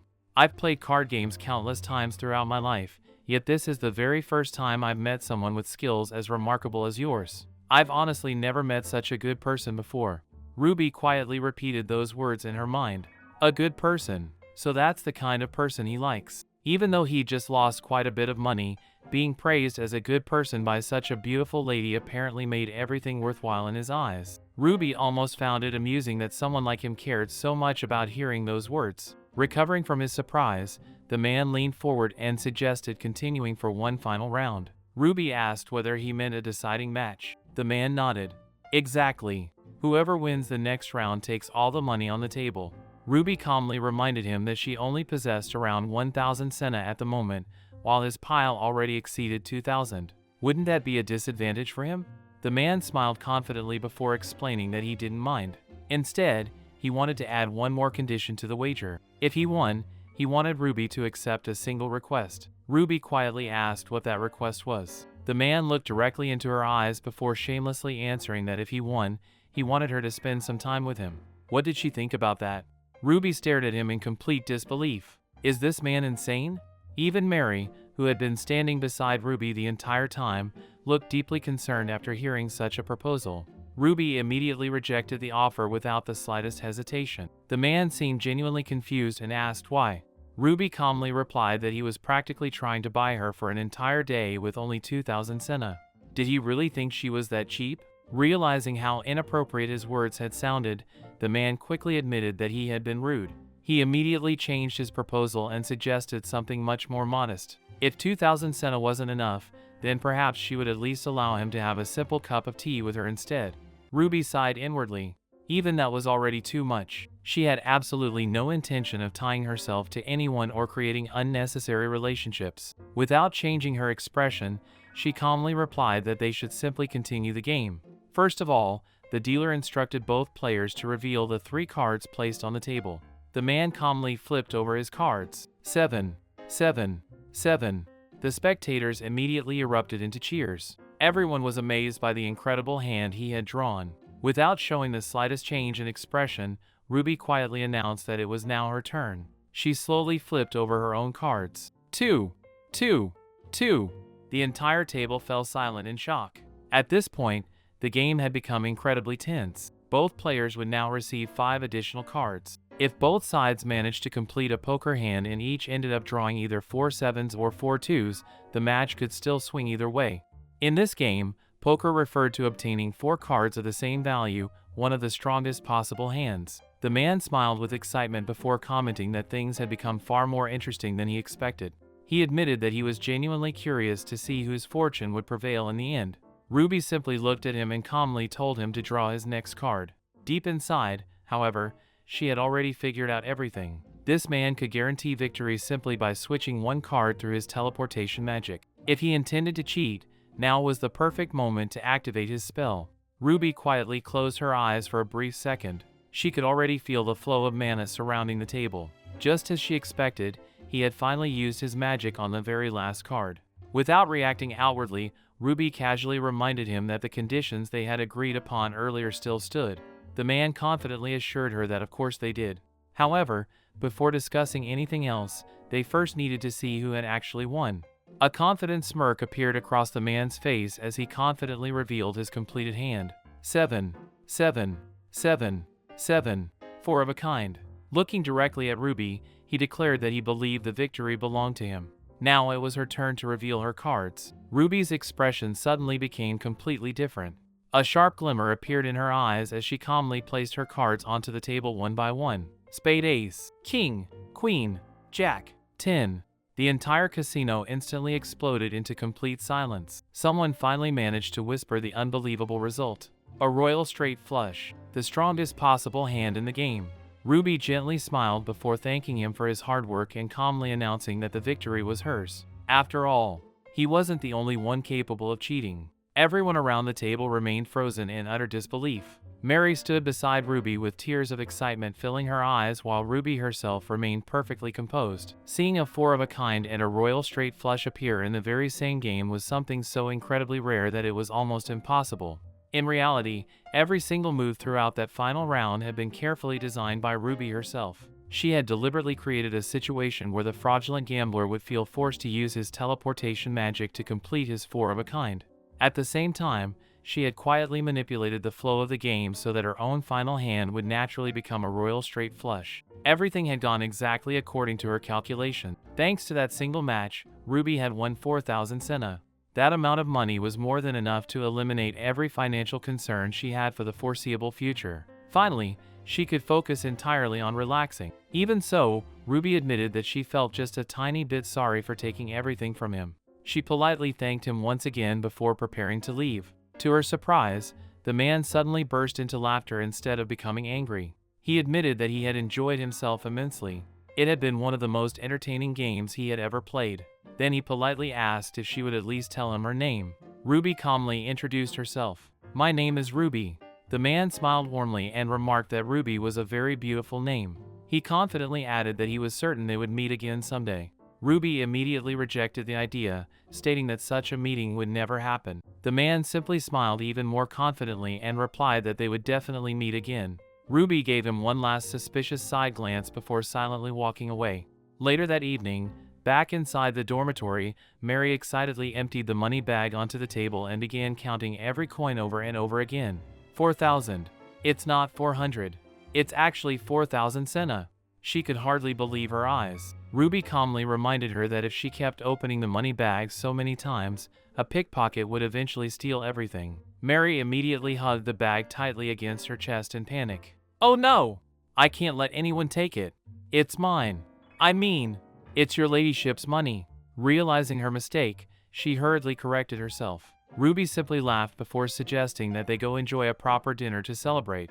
Meanwhile, the mysterious gambler quietly sat alone, thinking back on everything that had happened. He realized that Ruby had noticed him cheating from the very beginning. More importantly, during the brief moment their eyes met, he had clearly sensed that she had seen straight through his own trick. Yet despite knowing the truth, she had chosen not to expose him. He couldn't understand why. Somehow, however, he couldn't shake the feeling that this wouldn't be their last meeting. As for Mary, she couldn't stop thinking about the handsome young man they had just met.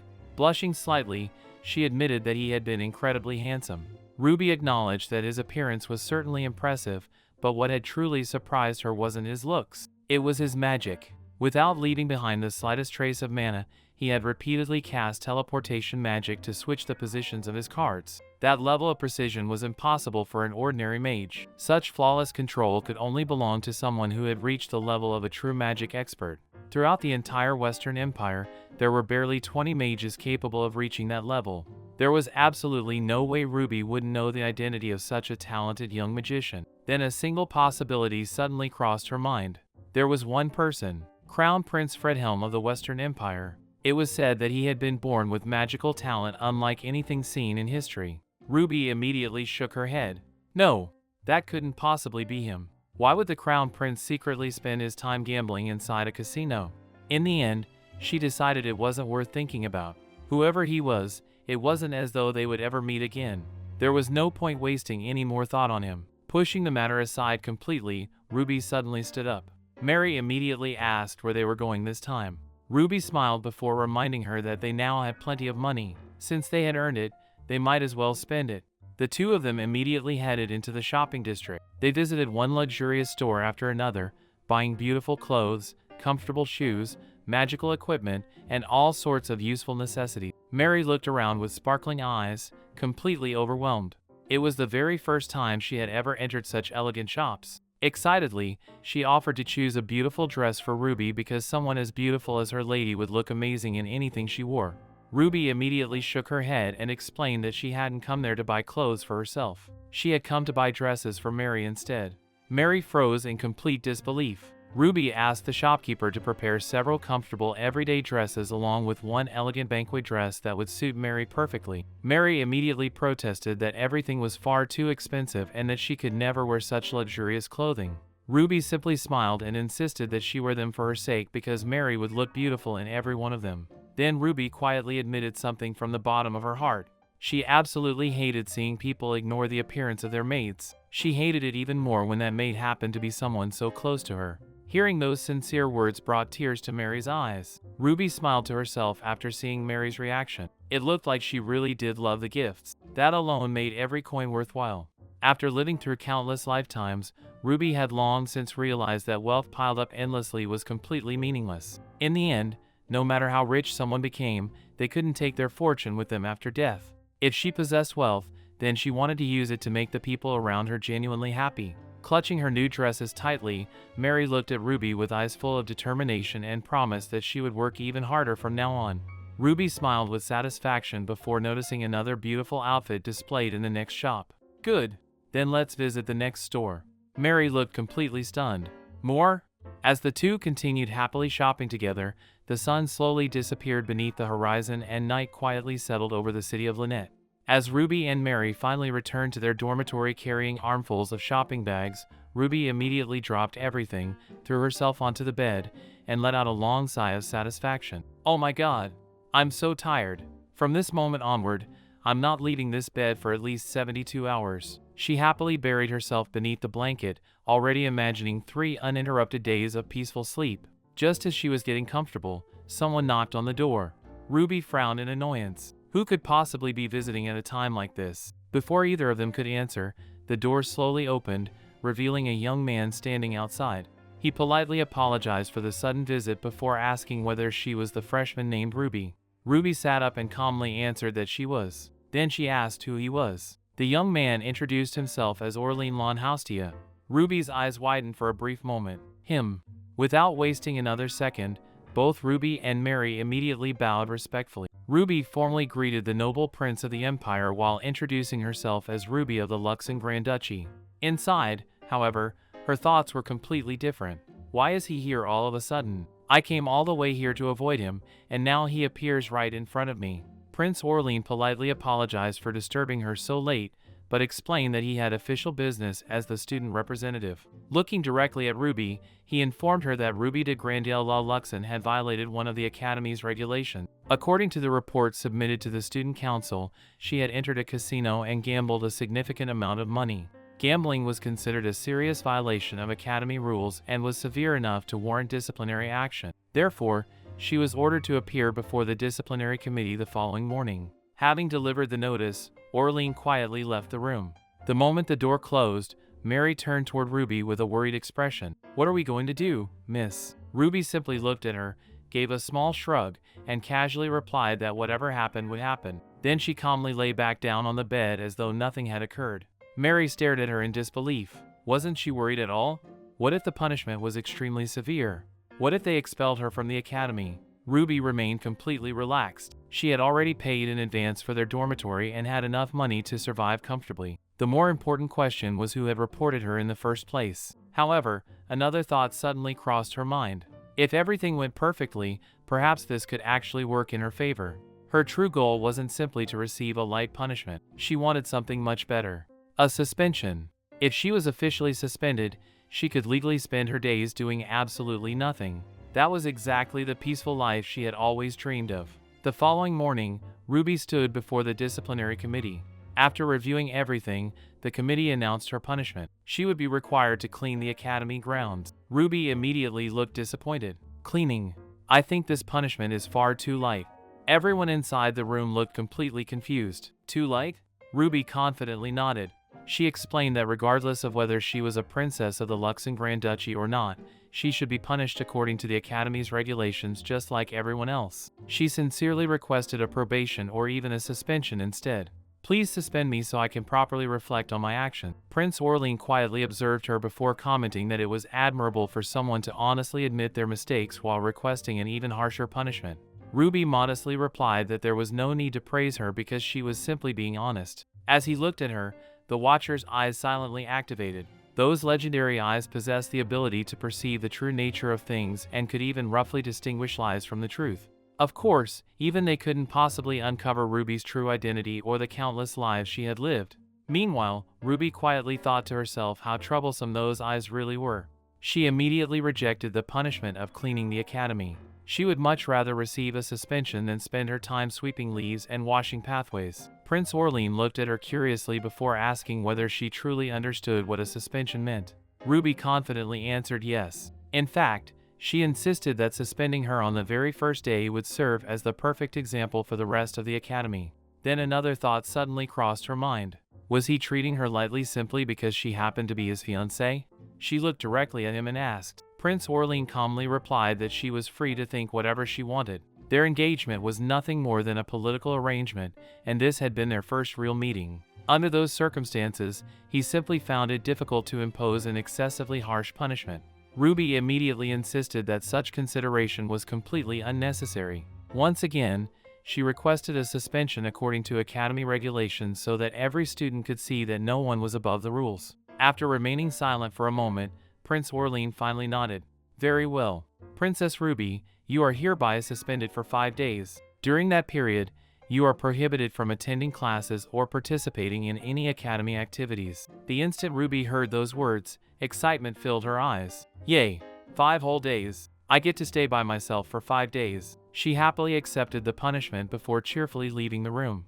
Prince Orlean quietly watched her walk away with a puzzled expression. He had never seen anyone look so genuinely happy after receiving a suspension. 5 peaceful days quickly passed. After enjoying more rest than ever before, Ruby finally decided to leave her dormitory for a short walk. As she slowly wandered through the academy grounds, she quietly observed everything around her. Almost nothing had changed compared to 200 years ago. The only major difference was the main building. The original office where she had once worked had burned down long ago and had eventually been rebuilt. Somehow, seeing the new building filled her with an indescribable bitterness. As more time passed, even the countless memories she had accumulated over her many lives slowly began fading away. Sometimes it felt as though only a handful of memories remained despite living for more than 1,000 years. Then Ruby suddenly stopped walking. There, resting quietly beneath a tree, was a single weathered stone. It was still here. Slowly walking closer, she gently brushed away the dust covering its surface. Carved into the stone were the words, "We love you, Miss Lynette." Her eyes softened immediately. She remembered everything. 200 years ago, while the academy's main building was being rebuilt, those children had secretly carved those words into the stone using nothing more than a small knife. Back then, it had been such a tiny gesture, yet somehow it had survived for centuries. Ruby quietly smiled, but her heart felt unbearably heavy. I miss them. I really miss them. The children from so long ago. And all the precious people I met throughout my previous lives. Every single one of them had eventually disappeared. She quietly wondered whether they were finally resting peacefully somewhere. Unlike them, she had never been given the chance to rest. The moment one life ended, she immediately awakened inside another person's body. Less than a month had passed since the end of her previous life. By now, the central continent was probably still in complete chaos because of her death. It had been a terrible tragedy. Every precious person around her had died right before her eyes. Then, in the end, she herself had also died. Ruby quietly lowered her head. I'm such an idiot. Tears slowly gathered in her eyes. Back then, she had truly believed everything was finally over. She thought death had finally given her the rest she had been longing for. That was exactly why she had made up her mind. In this life, she would do nothing except rest. She didn't care about anything else anymore because she had already suffered more than enough over countless lifetimes. Feeling emotionally exhausted, Ruby quietly lay down beneath the large tree. Before long, she slowly drifted to sleep. A gentle voice suddenly reached her ears. You can sleep a little longer. You look exhausted.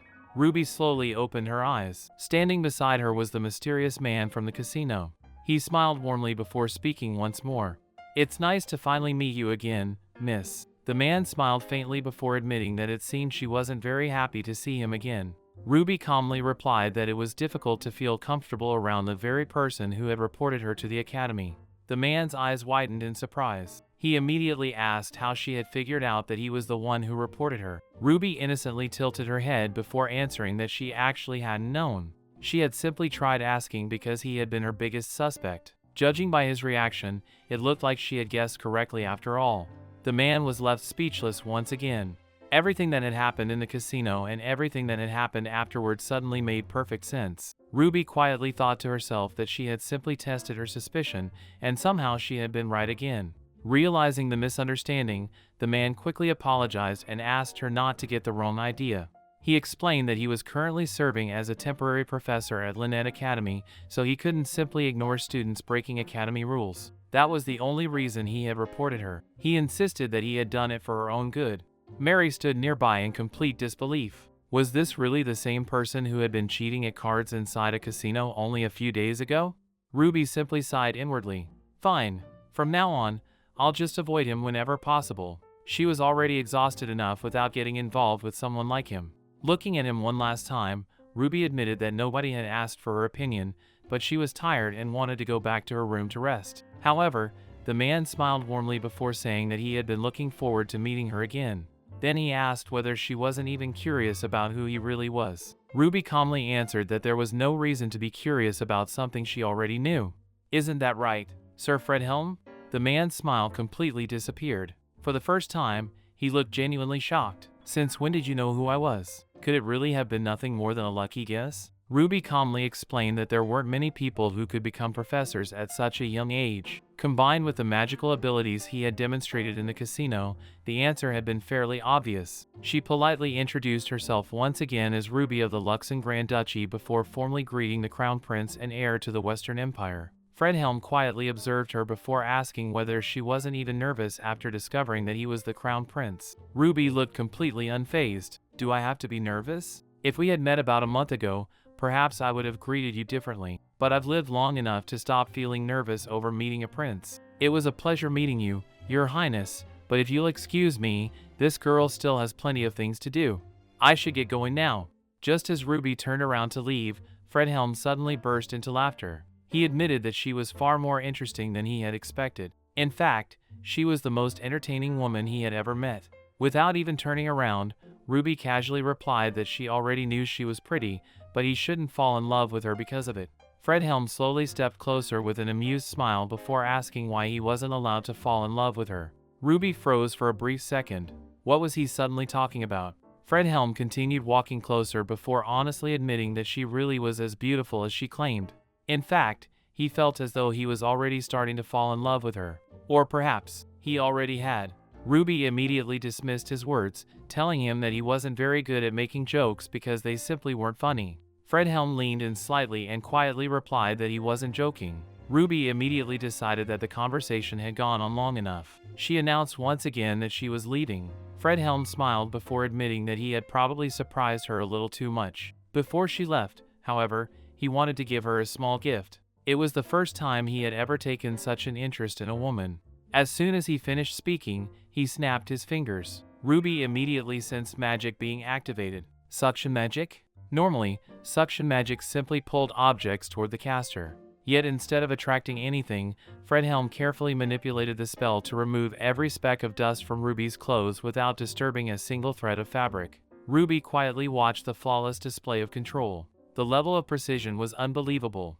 To manipulate magic with such delicate accuracy was something almost no mage in existence could accomplish. Suddenly, Ruby remembered the title people had given him, the Mage of the Black Constellation. Looking at his incredible control over mana, she realized that title wasn't exaggerated at all. Fredhelm smiled warmly before telling her that he hoped his little gift would be of some help. Then he politely bid her farewell and walked away. Ruby remained standing there for a moment. Why can't I fall in love with you? Those words echoed inside her mind. He was even more troublesome than she had imagined. Not only was her own fiancé attending the academy, but now she had somehow become entangled with the Crown Prince himself. Ruby let out a deep sigh. Oh my god. I seriously need some rest. I need to rest. I'm exhausted. As Ruby continued walking through the academy grounds, another commotion soon caught her attention. A group of students were loudly complaining nearby. Cleaning? Seriously? I know, right? What do they even think we are? Ruby glanced toward the source of the noise and noticed a young boy quietly holding cleaning equipment. Has he been punished with campus cleaning by the disciplinary committee? She wondered. One of the older students suddenly shouted at him. Wiener, say something. Don't you think we're being treated unfairly? Why aren't you answering me? I'm asking whether you're cleaning today. The quiet boy simply nodded and softly answered that he was. The older student immediately grinned. Great! That's perfect. Cleaning should obviously be done by someone capable. Without any shame, the group shoved their own broom and mop into Wiener's hands. Thanks, since you're already cleaning, you might as well do our work too. The students laughed among themselves while continuing to mock him. Why aren't you saying anything? Can't you hear us, Wiener? Throughout the entire exchange, the boy silently lowered his head without offering even the slightest resistance. Standing a short distance away, Ruby quietly watched everything unfold before her eyes. As the group turned around, they suddenly froze. Standing quietly behind them was Ruby. The two older students immediately straightened their posture and hurriedly greeted her with respect. Greetings, Your Highness, Princess Ruby. One of them introduced himself as Maurice from the Isabaden Earldom and explained that he was a second-year student from the Faculty of Knights. The other quickly introduced himself as Sam from the Wapel Earldom. Ruby calmly looked at both of them before asking what exactly was happening here. The two exchanged nervous glances before awkwardly explaining that it was nothing serious. They were simply cleaning the academy grounds and had only been dividing the work between themselves. Ruby quietly observed their expressions before glancing toward the silent boy standing behind them. She immediately understood what had actually been happening. If she simply ignored this situation and walked away, it would only continue bothering her until she couldn't even sleep peacefully. It would be much easier to solve everything now while these boys were still young enough to change. Turning toward the quiet student, Ruby gently asked for his name. The boy lowered his head and quietly answered that his name was Wiener. Ruby softly asked whether he was all right and whether they had hurt him in any way. Wiener simply remained silent. Ruby sighed before speaking to him in a calm voice. They keep insulting you and treating you unfairly, yet you don't say a single word. If you continue living like this, you'll never get anywhere in life. Are you planning to spend the rest of your years silently accepting every insult that comes your way? Do you honestly believe that's good for you? If you truly have even the slightest desire to change, then I'm willing to help you however I can. It won't be easy. Standing up for yourself is difficult, and becoming brave is even harder. But if you can take that first step, I promise there will be something to gain from it. As those words left her mouth, Ruby herself felt slightly surprised. This was the very first time she had ever met this boy. She couldn't quite understand why she felt compelled to say so much to someone she had only just encountered. Realizing she had perhaps interfered too much, she quietly apologized for interrupting. Maurice immediately smiled and assured her that there was no need to worry. Wiener was already famous throughout their class for being weak and cowardly. Ruby calmly nodded. I see. So that's how everyone sees him. Then, without the slightest warning, she suddenly picked up a nearby bucket and splashed its contents directly onto Maurice and Sam. The two boys stood there completely stunned as water dripped from their clothes. What was that for? They asked in disbelief. Ruby calmly looked at both of them before making a proposal. I request a duel. The two students blinked in confusion, wondering whether they had heard her correctly. Ruby repeated herself without changing her expression. Didn't you hear me? I said let's have a duel. Both boys stared at her in complete shock. Ruby continued speaking before either of them could respond. Or are you perhaps afraid of losing in front of everyone? The two immediately became flustered. Then Ruby calmly added another condition. Since this entire argument started because of cleaning duties, the duel would decide who actually had to do the cleaning. The losers would clean the academy grounds. She would personally participate as Wiener's partner. The two older students couldn't believe what they were hearing. Maurice immediately protested, insisting that this had gone too far. No matter what happened, the honor of the Faculty of Knights couldn't be mocked like this. Ruby calmly asked whether she looked like she was joking. She had already told them that she didn't like them. Was there any reason more suitable for a duel than that? Ruby then confidently declared that she wouldn't hold them responsible regardless of the outcome. Since they would be using real swords, it wouldn't be fair for her to use one as well. Instead, she casually picked up an ordinary broomstick from the ground. The two students looked even more offended. Please stop insulting us like this. Ruby simply smiled before telling them they were free to attack whenever they wished. She calmly added one final condition. If either of them could so much as touch the fabric of her dress, she would immediately declare them the winners. Hearing that, both boys became furious. You'll regret saying that. Without another word, Maurice charged straight toward Ruby with his sword raised high. His attack was fast and powerful as he swung directly at her with all his strength. Ruby effortlessly stepped aside at the last possible moment before calmly commenting that he really intended to use a real sword against someone holding nothing but a broomstick. The duel immediately began. Maurice continued attacking relentlessly while Ruby defended herself using only the broom. She quietly observed every movement. His technique relied far too heavily on speed. Without hesitation, Ruby swung the broom and struck him directly on the head. The impact sent Maurice stumbling backward. Ruby secretly winced to herself. Even though she had landed the hit, her own arm hurt from the impact because this body was still incredibly weak. Maurice quickly regained his footing and charged once again, swinging his sword with even greater force than before.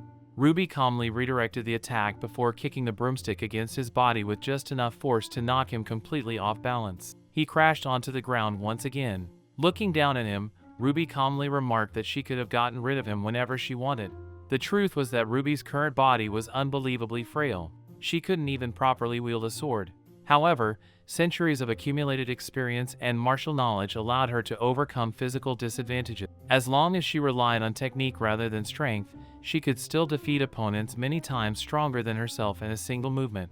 Even so, she silently admitted that this body couldn't endure prolonged combat. Just then, Sam stepped forward with his sword raised high. "This isn't over yet," he shouted before rushing toward her. The duel immediately became 2 against 1 as both boys attacked Ruby at the same time. Ruby calmly defended herself with nothing more than the broomstick, weaving between their attacks with astonishing precision. As she effortlessly avoided another swing, she casually asked whether that was really the best they could do. "Shut up!" one of them angrily shouted before attacking again. At that exact moment, Ruby suddenly lost her footing. "Damn it! I twisted my ankle." Her body stumbled, and she fell to the ground. Seeing the opportunity, the 2 students immediately raised their swords to strike. Just before the blades could reach her, another sword suddenly intercepted both attacks. "Stop this!" Standing firmly in front of Ruby with his sword drawn was Wiener. "Enough is enough." Wiener stepped forward and stood firmly in front of Ruby with his sword raised. His voice, which had been so quiet until now, suddenly rang across the courtyard. "Stop it! Stop attacking her!" Maurice and Sam stared at him in disbelief. Wiener looked directly at them before angrily asking whether they could really call themselves knights after attacking a weak woman together. If they truly wanted to fight, then they should fight him instead. Taking a deep breath, he formally declared that he, Wiener of the Carmen Empire, challenged Maurice and Sam to a duel. If they lost, they would apologize to the young lady. Hearing those words, the 2 senior students immediately became furious and called him an arrogant bastard before rushing toward him together. Ruby quietly watched from where she had fallen. Something about this didn't feel right. The way Wiener held his sword, his posture, his footwork, and even the confidence in his movements were completely different from before. His swordsmanship was of an exceptionally high level. Then why had he allowed himself to be bullied so easily until now? Within moments, the answer appeared before her eyes. Wiener effortlessly parried every attack before defeating both of them by himself. The duel ended almost instantly. Ruby quietly looked at him with newfound interest. After the fight ended, she calmly asked Wiener to bring her the first aid kit. The 2 defeated students were still groaning in pain while complaining that everything hurt. Ruby told them to stay still because moving around would only make treating their injuries more difficult. One of the boys looked at her in confusion and asked why she was helping them after everything that had happened. Ruby calmly answered that a fight was simply a fight. Once it ended, injuries still had to be treated. At the very least, they should go back and study the principles of knighthood again. Then she casually added that today's events didn't really matter anymore because nobody would remember them forever. There was no point continuing to fight over something that brought no benefit to anyone. After carefully treating their wounds, Ruby packed away the medical supplies. Wiener quietly approached her before sincerely thanking her for everything she had done. As Ruby looked at him, a single word accidentally slipped from her mouth. "Dear." Wiener looked confused and asked what she had just said. Ruby immediately brushed it off, explaining that it had simply slipped out by accident. Then she told him not to think too much about it. She had only wanted to help him escape that unpleasant situation, so he shouldn't worry about repaying her. Instead, he should simply go back and finish his cleaning duties. Wiener immediately shook his head. He couldn't do that. He wanted to repay the kindness she had shown him somehow. Ruby quietly sighed to herself. "I only wanted to help him, and now he's attached himself to me." Looking directly at him, she asked whether he truly intended to do whatever she asked of him. Wiener answered without even hesitating that he would. If that was really the case, then Ruby gave him a single request. From this day onward, he must never live as a coward again. No matter what circumstances he had grown up in or what hardships he faced, he needed to open his eyes, stand proudly, and live like a true knight. Life simply wasn't long enough to spend it silently enduring humiliation. Wiener stood there completely speechless. Slowly, tears began filling his eyes before rolling down his face. With a trembling voice, he thanked Ruby and swore that he would never forget her words. He promised that he would follow her request for the rest of his life. Ruby quietly looked at him before simply nodding. As she turned around to leave, Wiener loudly thanked her one final time. "Even 1,000 years from now, I will never forget the kindness you showed me today." Hearing those words, Ruby silently continued walking without looking back. "Oh my God, I'm exhausted." After everything that had happened, all she wanted now was grilled chicken and a cold beer. As evening slowly settled over Lynette, Ruby and Mary made their way into the bustling town before entering what Ruby considered the best restaurant around. Sitting comfortably at their table, Ruby happily enjoyed her beer while Mary excitedly tasted the food. "Miss, this is really delicious," Mary exclaimed with sparkling eyes. Ruby quietly smiled as she continued eating. Suddenly, a familiar voice interrupted their meal. Oh my. We meet again. Ruby slowly looked up and immediately recognized them. It was Maurice and Sam, the very students she had fought earlier that day. Surprisingly, the two of them looked much friendlier than before. They were already sitting nearby enjoying food and beer of their own. One of them admitted that they had actually spent the entire afternoon cleaning because of the duel. They had never worked that hard in their lives. Then he laughed and commented that perhaps fate itself wanted them to meet again. Mary quietly leaned toward Ruby and whispered that those people seemed a little strange. To her surprise, Maurice and Sam suddenly apologized to Ruby before insisting on paying for her meal. Mary blinked in surprise. They seemed much better than she had expected. Ruby quietly asked why she looked so shocked. Mary honestly admitted that she simply hadn't expected them to buy someone else dinner after how they had behaved earlier. Before long, everyone raised their drinks together for a cheerful toast. Ruby quietly watched the two boys. Had they really reflected on their actions, or were they simply acting differently because of today's defeat? She couldn't quite tell. One of them happily suggested ordering another round of drinks. Ruby politely declined and told them to continue drinking without her. The two immediately protested, insisting that she stay for just one more drink. Ruby simply smiled before reminding them not to get into any accidents and to make sure they returned home safely. As they left the restaurant, Mary quietly asked whether Ruby was all right. Ruby nodded but admitted that this body was much weaker than she had originally expected. Even today's fight had pushed it close to its limits. As she slowly walked through the streets of Lynette, she couldn't help looking at the many young faces laughing around her. Seeing this new generation unexpectedly reminded her of the days 200 years ago when someone very precious had dreamed of building Lynette Academy. Back then, the dream had seemed almost impossible. He had been one of the people closest to her heart. After his death, Ruby had devoted more than 10 additional years of her own life to fulfilling that dream in his place. Even though tragedy had eventually claimed every precious person she loved, even though she herself had suffered endlessly until her final moments, she still missed him more than words could describe. Ruby quietly lowered her head. No, I shouldn't keep thinking about the past. This life belongs to Ruby now. I need to stay loyal to the life I'm living now. She gently shook those memories away before returning to the dormitory. The moment she reached her bed, she happily stretched out across the mattress. Yes, that's right.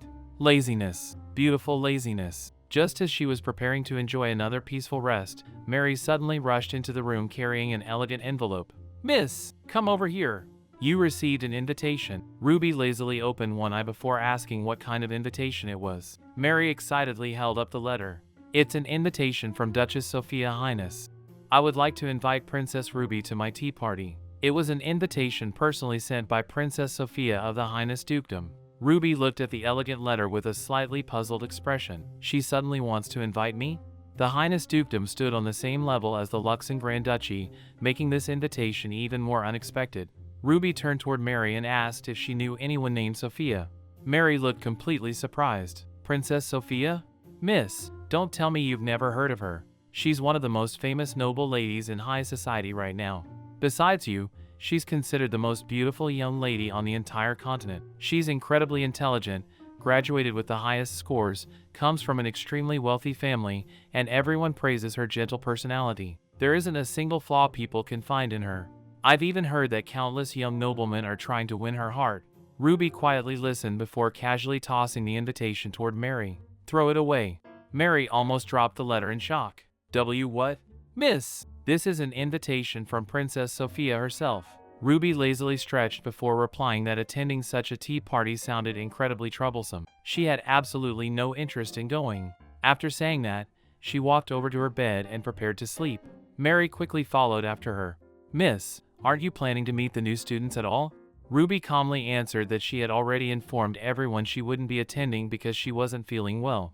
As far as she was concerned, that was more than enough. Mary immediately pointed out that Ruby looked perfectly healthy. Ruby confidently replied that she was still a beautiful yet fragile young lady, so naturally people should believe her. Mary could only sigh. Then she reminded Ruby that registrations for after-school clubs would begin that afternoon. Ruby simply shrugged and explained that she would much rather make genuine friendships naturally than force herself into fake relationships at meaningless social gatherings. Besides, she hadn't even attended any lectures yet, so there was no reason to rush. Just then, someone knocked on the door. Ruby lazily asked Mary to see who it was. As soon as Mary opened the door, a neatly dressed maid politely bowed. I have come from the Highness Dukedom. May I please see Princess Ruby? Ruby walked over herself and answered that she was Ruby. The maid respectfully introduced herself as one of Princess Sophia's attendants and explained that she had personally come to deliver another letter. Ruby looked at it with little interest before asking whether it was another invitation to the tea party. The maid nodded. Princess Sophia feared that your highness might not know how much she sincerely wished to meet you, so she specifically asked me to deliver this message in person. She truly hopes you will attend. Ruby quietly looked at the maid before calmly asking why she had to attend in the first place. She politely thanked the maid for making the trip but explained that she unfortunately suffered from a rare illness, making it difficult for her to participate in such gatherings. The moment those words left Ruby's mouth, the maid suddenly dropped to her knees in complete panic. Tears immediately began streaming down her face as she desperately begged Ruby to reconsider. Please think about it again. Princess Sophia personally ordered me to bring you to the tea party. Ruby looked at her for a moment before calmly asking whether the maid would actually die if Ruby refused to attend. Through her tears, the maid nodded dramatically. Yes, Mississippi. I will definitely die. She continued crying so pitifully that Ruby couldn't help staring at her in silence. Somehow, she really did resemble a loyal puppy. Ruby turned toward Mary and quietly asked whether Mary hadn't said Princess Sophia was known for being kind and gentle. Mary nodded confidently. Yes, Mississippi. Everyone says she has an excellent personality and an outstanding reputation throughout noble society. Ruby remained silent for a brief moment before letting out a small sigh. If her reputation was truly that good, then perhaps there wouldn't be any harm in going after all. Fine, tell Princess Sophia that I'll attend. The maid instantly jumped back to her feet with sparkling eyes before repeatedly thanking Ruby over and over again. Thank you very much, Your Highness. Thank you so much. You truly are wonderful. After the maid finally left, Mary curiously asked Ruby what she planned to do now. Ruby simply smiled before suggesting that they go look at some cute things in town while they still had time. What do you think? Mary happily agreed. As they prepared to leave, Ruby quietly reflected on what noble tea parties were really like. They weren't peaceful gatherings at all. They were competitions disguised as elegant conversation. Everyone smiled sweetly while secretly hiding daggers behind every polite word they spoke. Every compliment carried hidden intentions, and every smile concealed another scheme. Ruby quietly wondered what kind of game Princess Sophia intended to play today. Before leaving, Mary noticed Ruby picking out an ordinary outfit instead of one of her expensive dresses. Mississippi, are you really planning to wear that? Ruby looked down at her clothes before asking what was wrong with them. Mary explained that every noble lady attending the tea party would undoubtedly arrive wearing magnificent dresses. Wouldn't it be better to wear one as well? Ruby simply shook her head.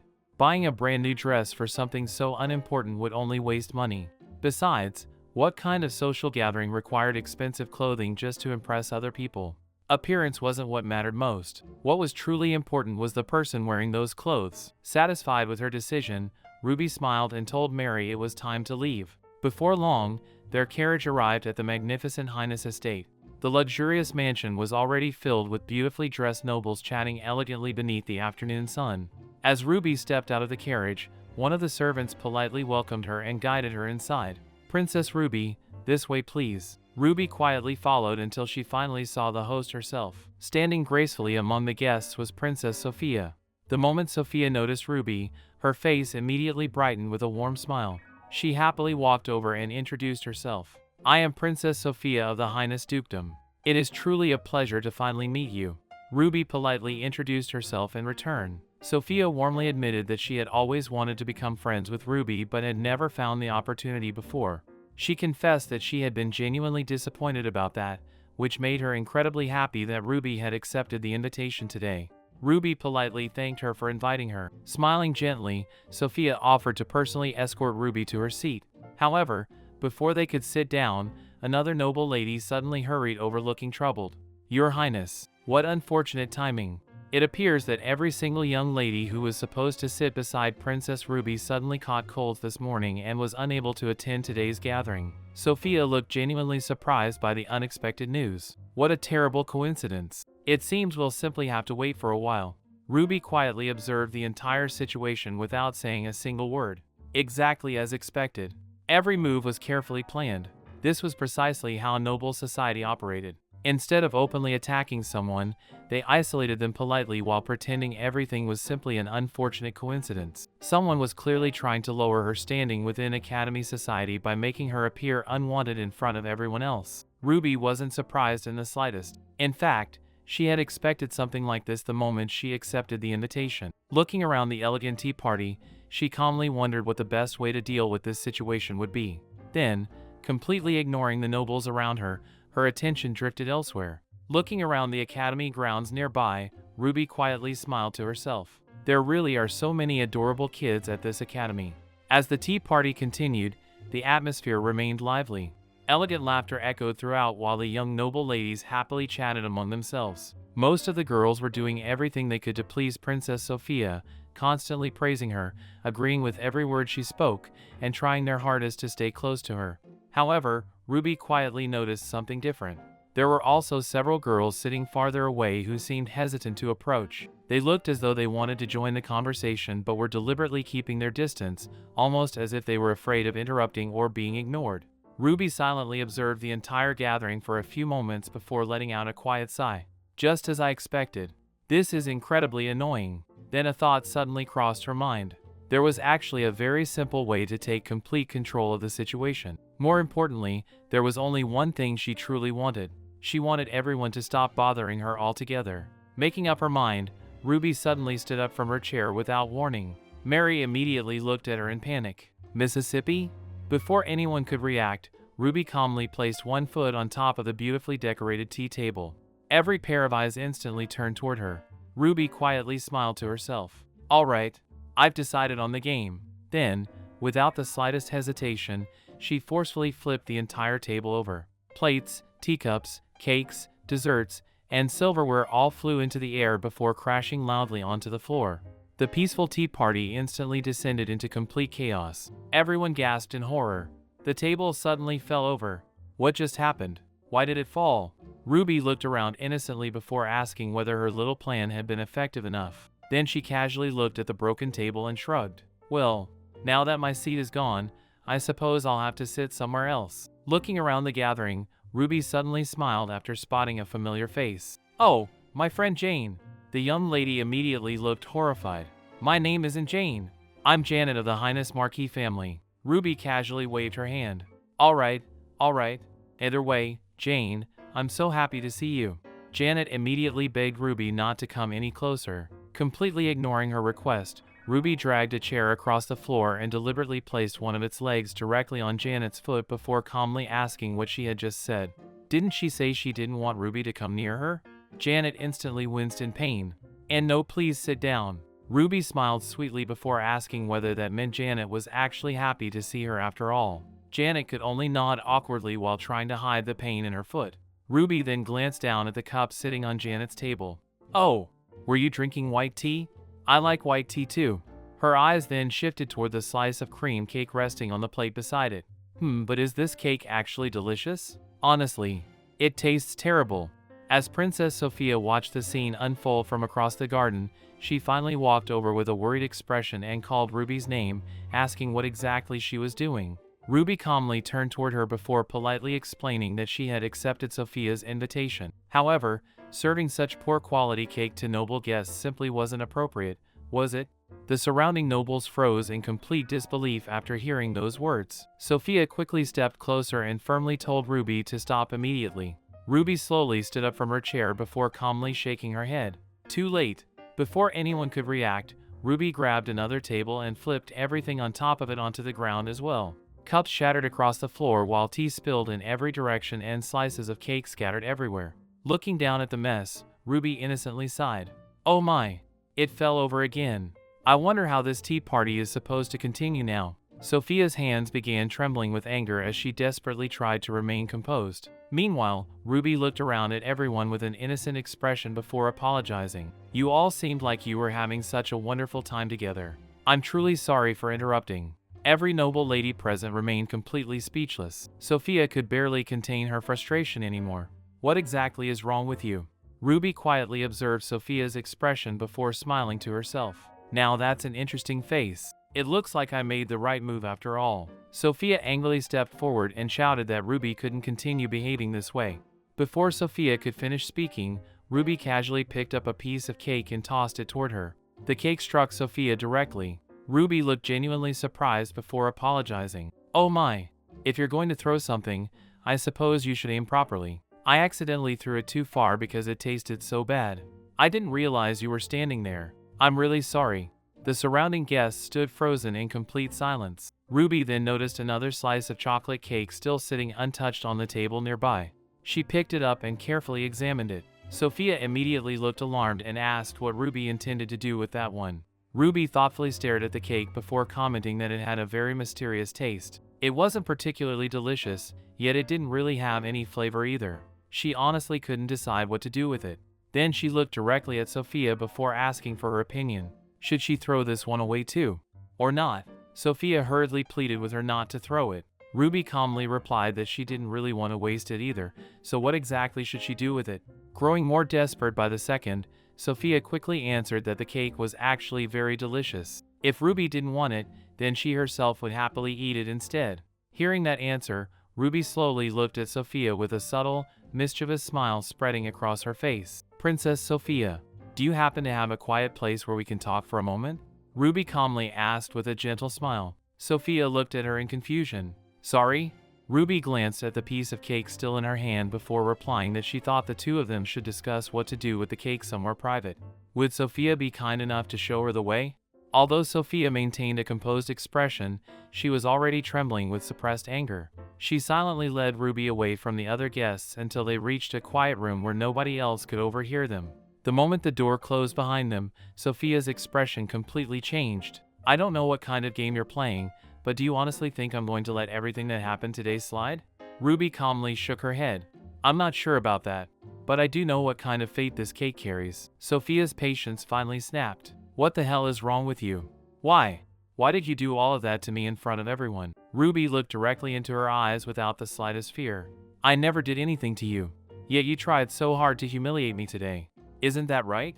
Then Ruby calmly reminded her of something. The very first Duke of Highness established the family motto that one should never ignore injustice. She had also heard that this magnificent mansion had been purchased by the current Duke solely so Sophia could enjoy her years at Lynette Academy in complete comfort. Only someone born into such a privileged family could receive those kinds of expectations. That's why seeing someone so respected behave this way was honestly quite amazing. Sophia's face turned cold as she declared that Ruby would definitely regret everything she had done today. Ruby simply smiled. "Really?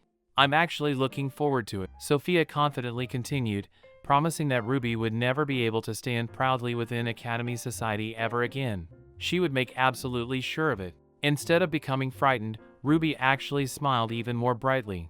"Good. Finally, we're on the same page." Sophia looked completely confused. Ruby calmly explained that what she truly wanted was never having to attend another one of those exhausting social gatherings ever again. Sophia angrily shouted that Ruby shouldn't make fun of her because she would completely bury Ruby within noble society. Ruby happily nodded. "Exactly. That's precisely what I want." Sophia became even more frustrated. Even now, Ruby was still mocking her. Then Sophia suddenly stopped speaking. Something about Ruby's reaction simply didn't make any sense. Why didn't Ruby seem afraid at all? Seeing the confusion on Sophia's face, Ruby quietly thought that perhaps the only way to make her understand was to reveal something only Sophia herself should know.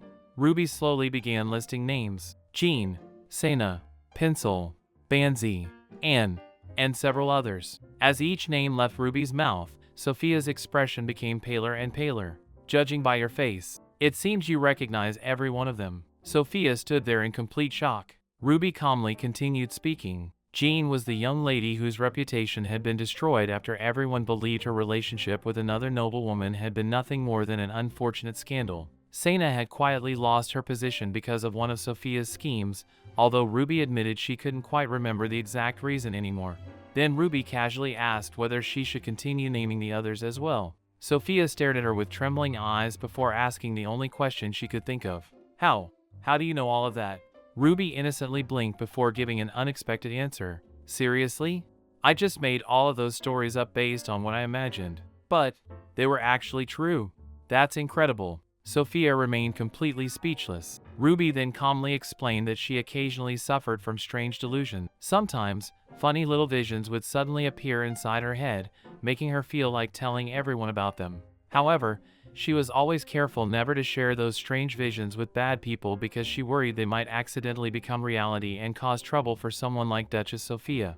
Perhaps those strange delusions simply allowed her to glimpse the ugly truth hidden beneath noble society's beautiful appearance. Since that might happen, Ruby preferred judging people kindly whenever possible. Sophia continued staring at her without saying a word. Ruby quietly sighed. It seems you still don't understand what I'm trying to tell you. Should I explain it more clearly?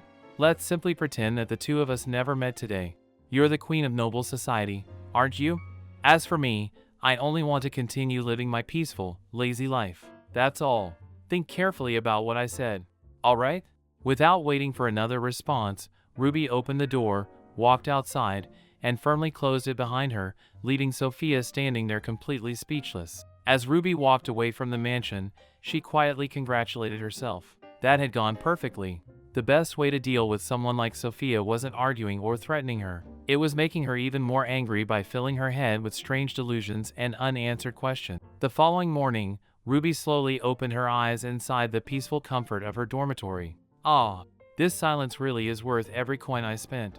Before attending Sophia's tea party, Ruby had secretly visited the Black-Veiled Information Guild and spent almost all of her remaining money gathering information about Princess Sophia. She was practically broke now, but somehow she felt 100 times happier than before. At the very least, she had finally gotten rid of one persistent person who would no longer continue bothering her. Just as she happily stretched across her bed, Mary entered the room carrying yet another envelope. Mississippi, you've received another invitation. Ruby slowly looked at it with absolutely no enthusiasm. According to the letter, a welcoming ceremony for all new students would be held 3 days later inside Grace Hall. Attendance was considered mandatory because it officially welcomed every freshman into Lynette Academy. The invitation had been personally sent by the Academy's principal. Ruby stared at the letter for a moment before letting out another tired sigh. She had only just managed to escape one troublesome gathering, and now another annoying event had appeared immediately afterward. Mary gently explained that this ceremony was extremely important for all new students and that attendance was officially required. Ruby calmly handed the invitation back to Mary and told her to throw it away. Mary almost cried in disbelief. Miss, you already skipped the opening ceremony. You have to attend this one at least. Completely ignoring her, Ruby happily threw herself back onto the bed. That's enough already. It'll only make me even more tired.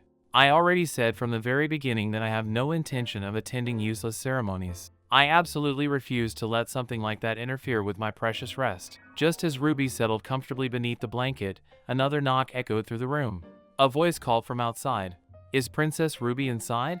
Mary immediately became nervous and wondered whether someone had come to arrest Ruby because of everything that had happened during Princess Sophia's tea party. Ruby lazily shook her head. That would never be the reason. Go ahead and open the door. Mary slowly opened it. Standing outside was a young knight wearing an academy uniform. The moment he saw Mary, he politely smiled before asking a rather unexpected question. Is your cute young lady inside? Mary looked at the knight standing outside the door with a puzzled expression before politely asking why he had come. The knight smiled and asked whether Princess Ruby was inside. The moment Ruby caught sight of the emblem on his uniform, her expression immediately changed. Wait a second. That crest. It's the crest of the Western Imperial Knights. Why would an Imperial Knight come looking for me? Without thinking twice, Ruby immediately whispered to Mary from inside the room. Tell him I'm not here. I'm not here. Mary nervously nodded before turning back toward the knight. She's not here. The knight looked slightly confused and asked if that was really true. Mary confidently nodded again and insisted that she wasn't lying. Ruby really wasn't there. Ruby, who was hiding only a few steps away, immediately covered her face in embarrassment. I'm finished. Seeing that his disguise had clearly failed, Ruby slowly walked over to the entrance herself. I am Ruby. What is the matter? The knight immediately bowed respectfully. Greetings, Princess Ruby. I am Ronson of the Imperial Knights. I have come under the direct orders of His Highness the Crown Prince. The Crown Prince, Ruby quietly repeated to herself before asking the reason for his visit. Ronson respectfully explained that His Highness had sent her a gift to celebrate the upcoming welcoming ceremony for the new students. As he slowly uncovered the large package he had brought, an elegant dress appeared inside. It was beautifully crafted with exquisite embroidery, making it obvious that it had been created by the finest artisans in the empire. Mary's eyes sparkled the moment she saw it.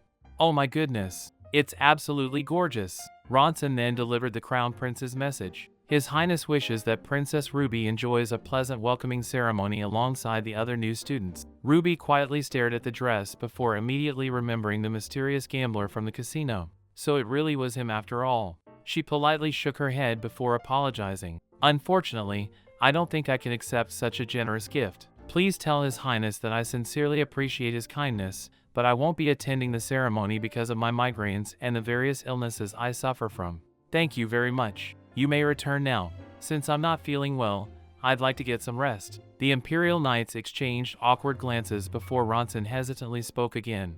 Actually, Mississippi, His Highness anticipated that you would refuse. He specifically instructed me to hand you this letter if that happened. Ruby looked completely exhausted. Another letter. She accepted it and unfolded the paper. Written inside was a very short message. I already knew you would refuse, so simply accept the dress. Also, I know perfectly well that you don't suffer from migraines or any other illnesses. Ruby slowly lowered the letter while staring at it in silence. What exactly does he mean by that? A vein almost appeared on her forehead from irritation. Ronson politely bowed one final time before wishing her a good rest and departing with the other knights. After the door closed, Ruby remained standing there speechless. Meanwhile, Mary was still admiring the beautiful dress. The Crown Prince really is such a romantic person. This dress is absolutely stunning. Ruby slowly turned toward her in disbelief. Since when did that happen? Mary happily explained that she had known from the very beginning that the Crown Prince was both wonderful and incredibly romantic. Ruby stared at her again. Since when exactly did you discover that? Mary continued admiring the luxurious fabric without even listening. Ruby quietly sighed. That man really was troublesome. Sending her a dress before the welcoming ceremony clearly meant he expected her to wear it there. In noble society, such gifts could even be interpreted as the beginning of courtship. Then Ruby suddenly remembered his words from beneath the tree. You're beautiful. I think I'm going to fall in love with you. Maybe I already have. Don't tell me. He was actually serious? No, that couldn't possibly be true. The Crown Prince was one of the 4 imperial princes fighting for the throne. Someone burdened with becoming the next emperor couldn't possibly have time to seriously pursue a girl he had only met a few days ago.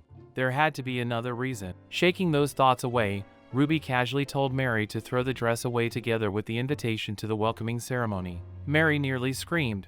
Miss, how can you throw away something so precious? Ruby calmly replied that gifts weren't meant to become burdens that forced people into relationships. If receiving one required giving something back, then it was better to throw it away now. Burn it if necessary. Mary desperately begged her to reconsider. What if this became the first step toward her destined romance? Ruby immediately narrowed her eyes. You don't want to throw it away simply because it's expensive, don't you? Mary awkwardly admitted that throwing away something so valuable would indeed be an incredible waste. Then she quietly thanked Ruby for at least considering her feelings. After a brief pause, Mary suddenly frowned. Honestly, I'm a little disappointed in the 4th prince. He's your fiancé, yet he has never shown you this kind of attention. The Crown Prince is much nicer. Ruby almost laughed. For me, it would be a complete disaster if the 4th prince suddenly started caring about me. Meanwhile, Mary crossed her arms and angrily complained on Ruby's behalf. I hate the 4th prince. He doesn't even know how to take care of his own fiancée. My beautiful lady deserves much better, you stupid prince. Almost as if the universe had been listening, another knock suddenly echoed through the room. A voice called from outside. I have arrived under the orders of the 4th prince. Mary instantly froze. Her face turned pale. Oh no! Mississippi, they've come to arrest me. They somehow found out that I called the 4th prince stupid. What should I do now? Mary looked as though she was about to cry. Ruby simply sighed before telling her to calm down. That obviously wasn't the reason. She walked over and opened the door herself. Standing outside was another well-dressed messenger who immediately bowed respectfully. Greetings, princess. Ruby calmly asked what the matter was. The messenger explained that the 4th prince had sent her a gift for the welcoming ceremony of the new students. As he uncovered the package, another magnificent dress appeared before them. Mary immediately gasped. Mississippi. I think the 4th prince is the best after all. Ruby slowly turned toward her with an expressionless stare. What exactly is happening today? Why would both of them suddenly send dresses at the exact same time? After thinking for a moment, Ruby realized that the 4th prince was technically her fiancé. Even if they barely knew each other, sending a ceremonial gift wasn't entirely unreasonable. Still, something about the timing felt incredibly suspicious. Somehow, Getting involved with either prince seemed like the worst possible outcome. After a moment of silence, Ruby casually handed both dresses to Mary. Good. Burn them both. Mary looked as though her soul had left her body. Mississippi, please listen to yourself. Those aren't ordinary dresses. They're gifts from members of the imperial family. If you destroy them, your own family will be furious. Ruby looked at the two expensive dresses again before quietly muttering that they were nothing more than troublesome pieces of fabric. Mary immediately begged her not to throw them away. Then another thought suddenly crossed Ruby's mind. Wait a minute. Let's think about this differently. She carefully examined both dresses. According to their craftsmanship alone, each one was probably worth around 4,000 senna. Not bad. Gifts from the imperial family certainly weren't cheap. Selling them would easily recover every coin she had spent gathering information on Princess Sophia. 2 dresses, 4,000 senna each. That's 8,000 senna altogether. Ruby's eyes immediately lit up. Should I just sell them instead? A little while later, Ruby and Mary were comfortably eating steak together while discussing the situation. Mary tried one last time to convince Ruby not to sell them. She argued that in all the popular romance novels these days, the female lead always refused the first gift from a handsome duke or prince before eventually falling in love. This could be the first step toward Ruby's own love story. Ruby quietly laughed to herself. If only Mary knew the truth. Those novels she kept talking about. Ruby herself had written many of them during one of her previous lives. No wonder she wasn't fooled by the cliches anymore. The steak was incredibly delicious, and for the first time that day, Ruby was genuinely enjoying herself. Sitting comfortably with Mary while eating good food was far more enjoyable than attending any noble gathering. As Mary happily continued eating, she suddenly noticed someone approaching from a distance. Mississippi. I think someone is coming this way. He looks quite handsome. Ruby slowly looked up from her meal. The moment she saw the young man walking toward them, she immediately recognized him. That boy. The one who reminds me of a little deer. Before long, the young man stopped in front of their table and politely greeted her. It's been a while, Princess. I hope you've been doing well since we last met. Ruby quietly observed him for a moment. It really was Wiener. However, something about him had completely changed. The timid, frightened boy she had met before was nowhere to be seen. His posture was straighter, his eyes carried confidence, and even the atmosphere around him felt entirely different. Ruby calmly replied that she had been doing well before asking what had brought him here. Wiener respectfully bowed his head. I came here today to express my gratitude for everything you did for me that day. Ruby immediately shook her head and told him there was no need to thank her. She had already said before that she only did what she personally wanted to do, so he shouldn't feel burdened by it. Even as she spoke those words, Ruby strangely found herself unable to continue naturally. Wiener gently smiled before explaining that regardless of how Ruby viewed it, what she had done had completely changed his life. Ruby silently listened. Wiener then admitted that he hadn't come empty-handed. He shyly asked the servant standing behind him to bring the gift forward.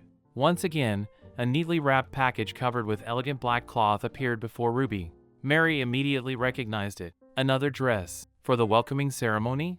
Wiener nodded before explaining that it was simply a gift. Whether Ruby chose to wear it or not was entirely her own decision. He only hoped she would accept it. Ruby quietly remained silent as Wiener continued speaking. Before meeting Ruby, he had always spent his entire life running away from every hardship.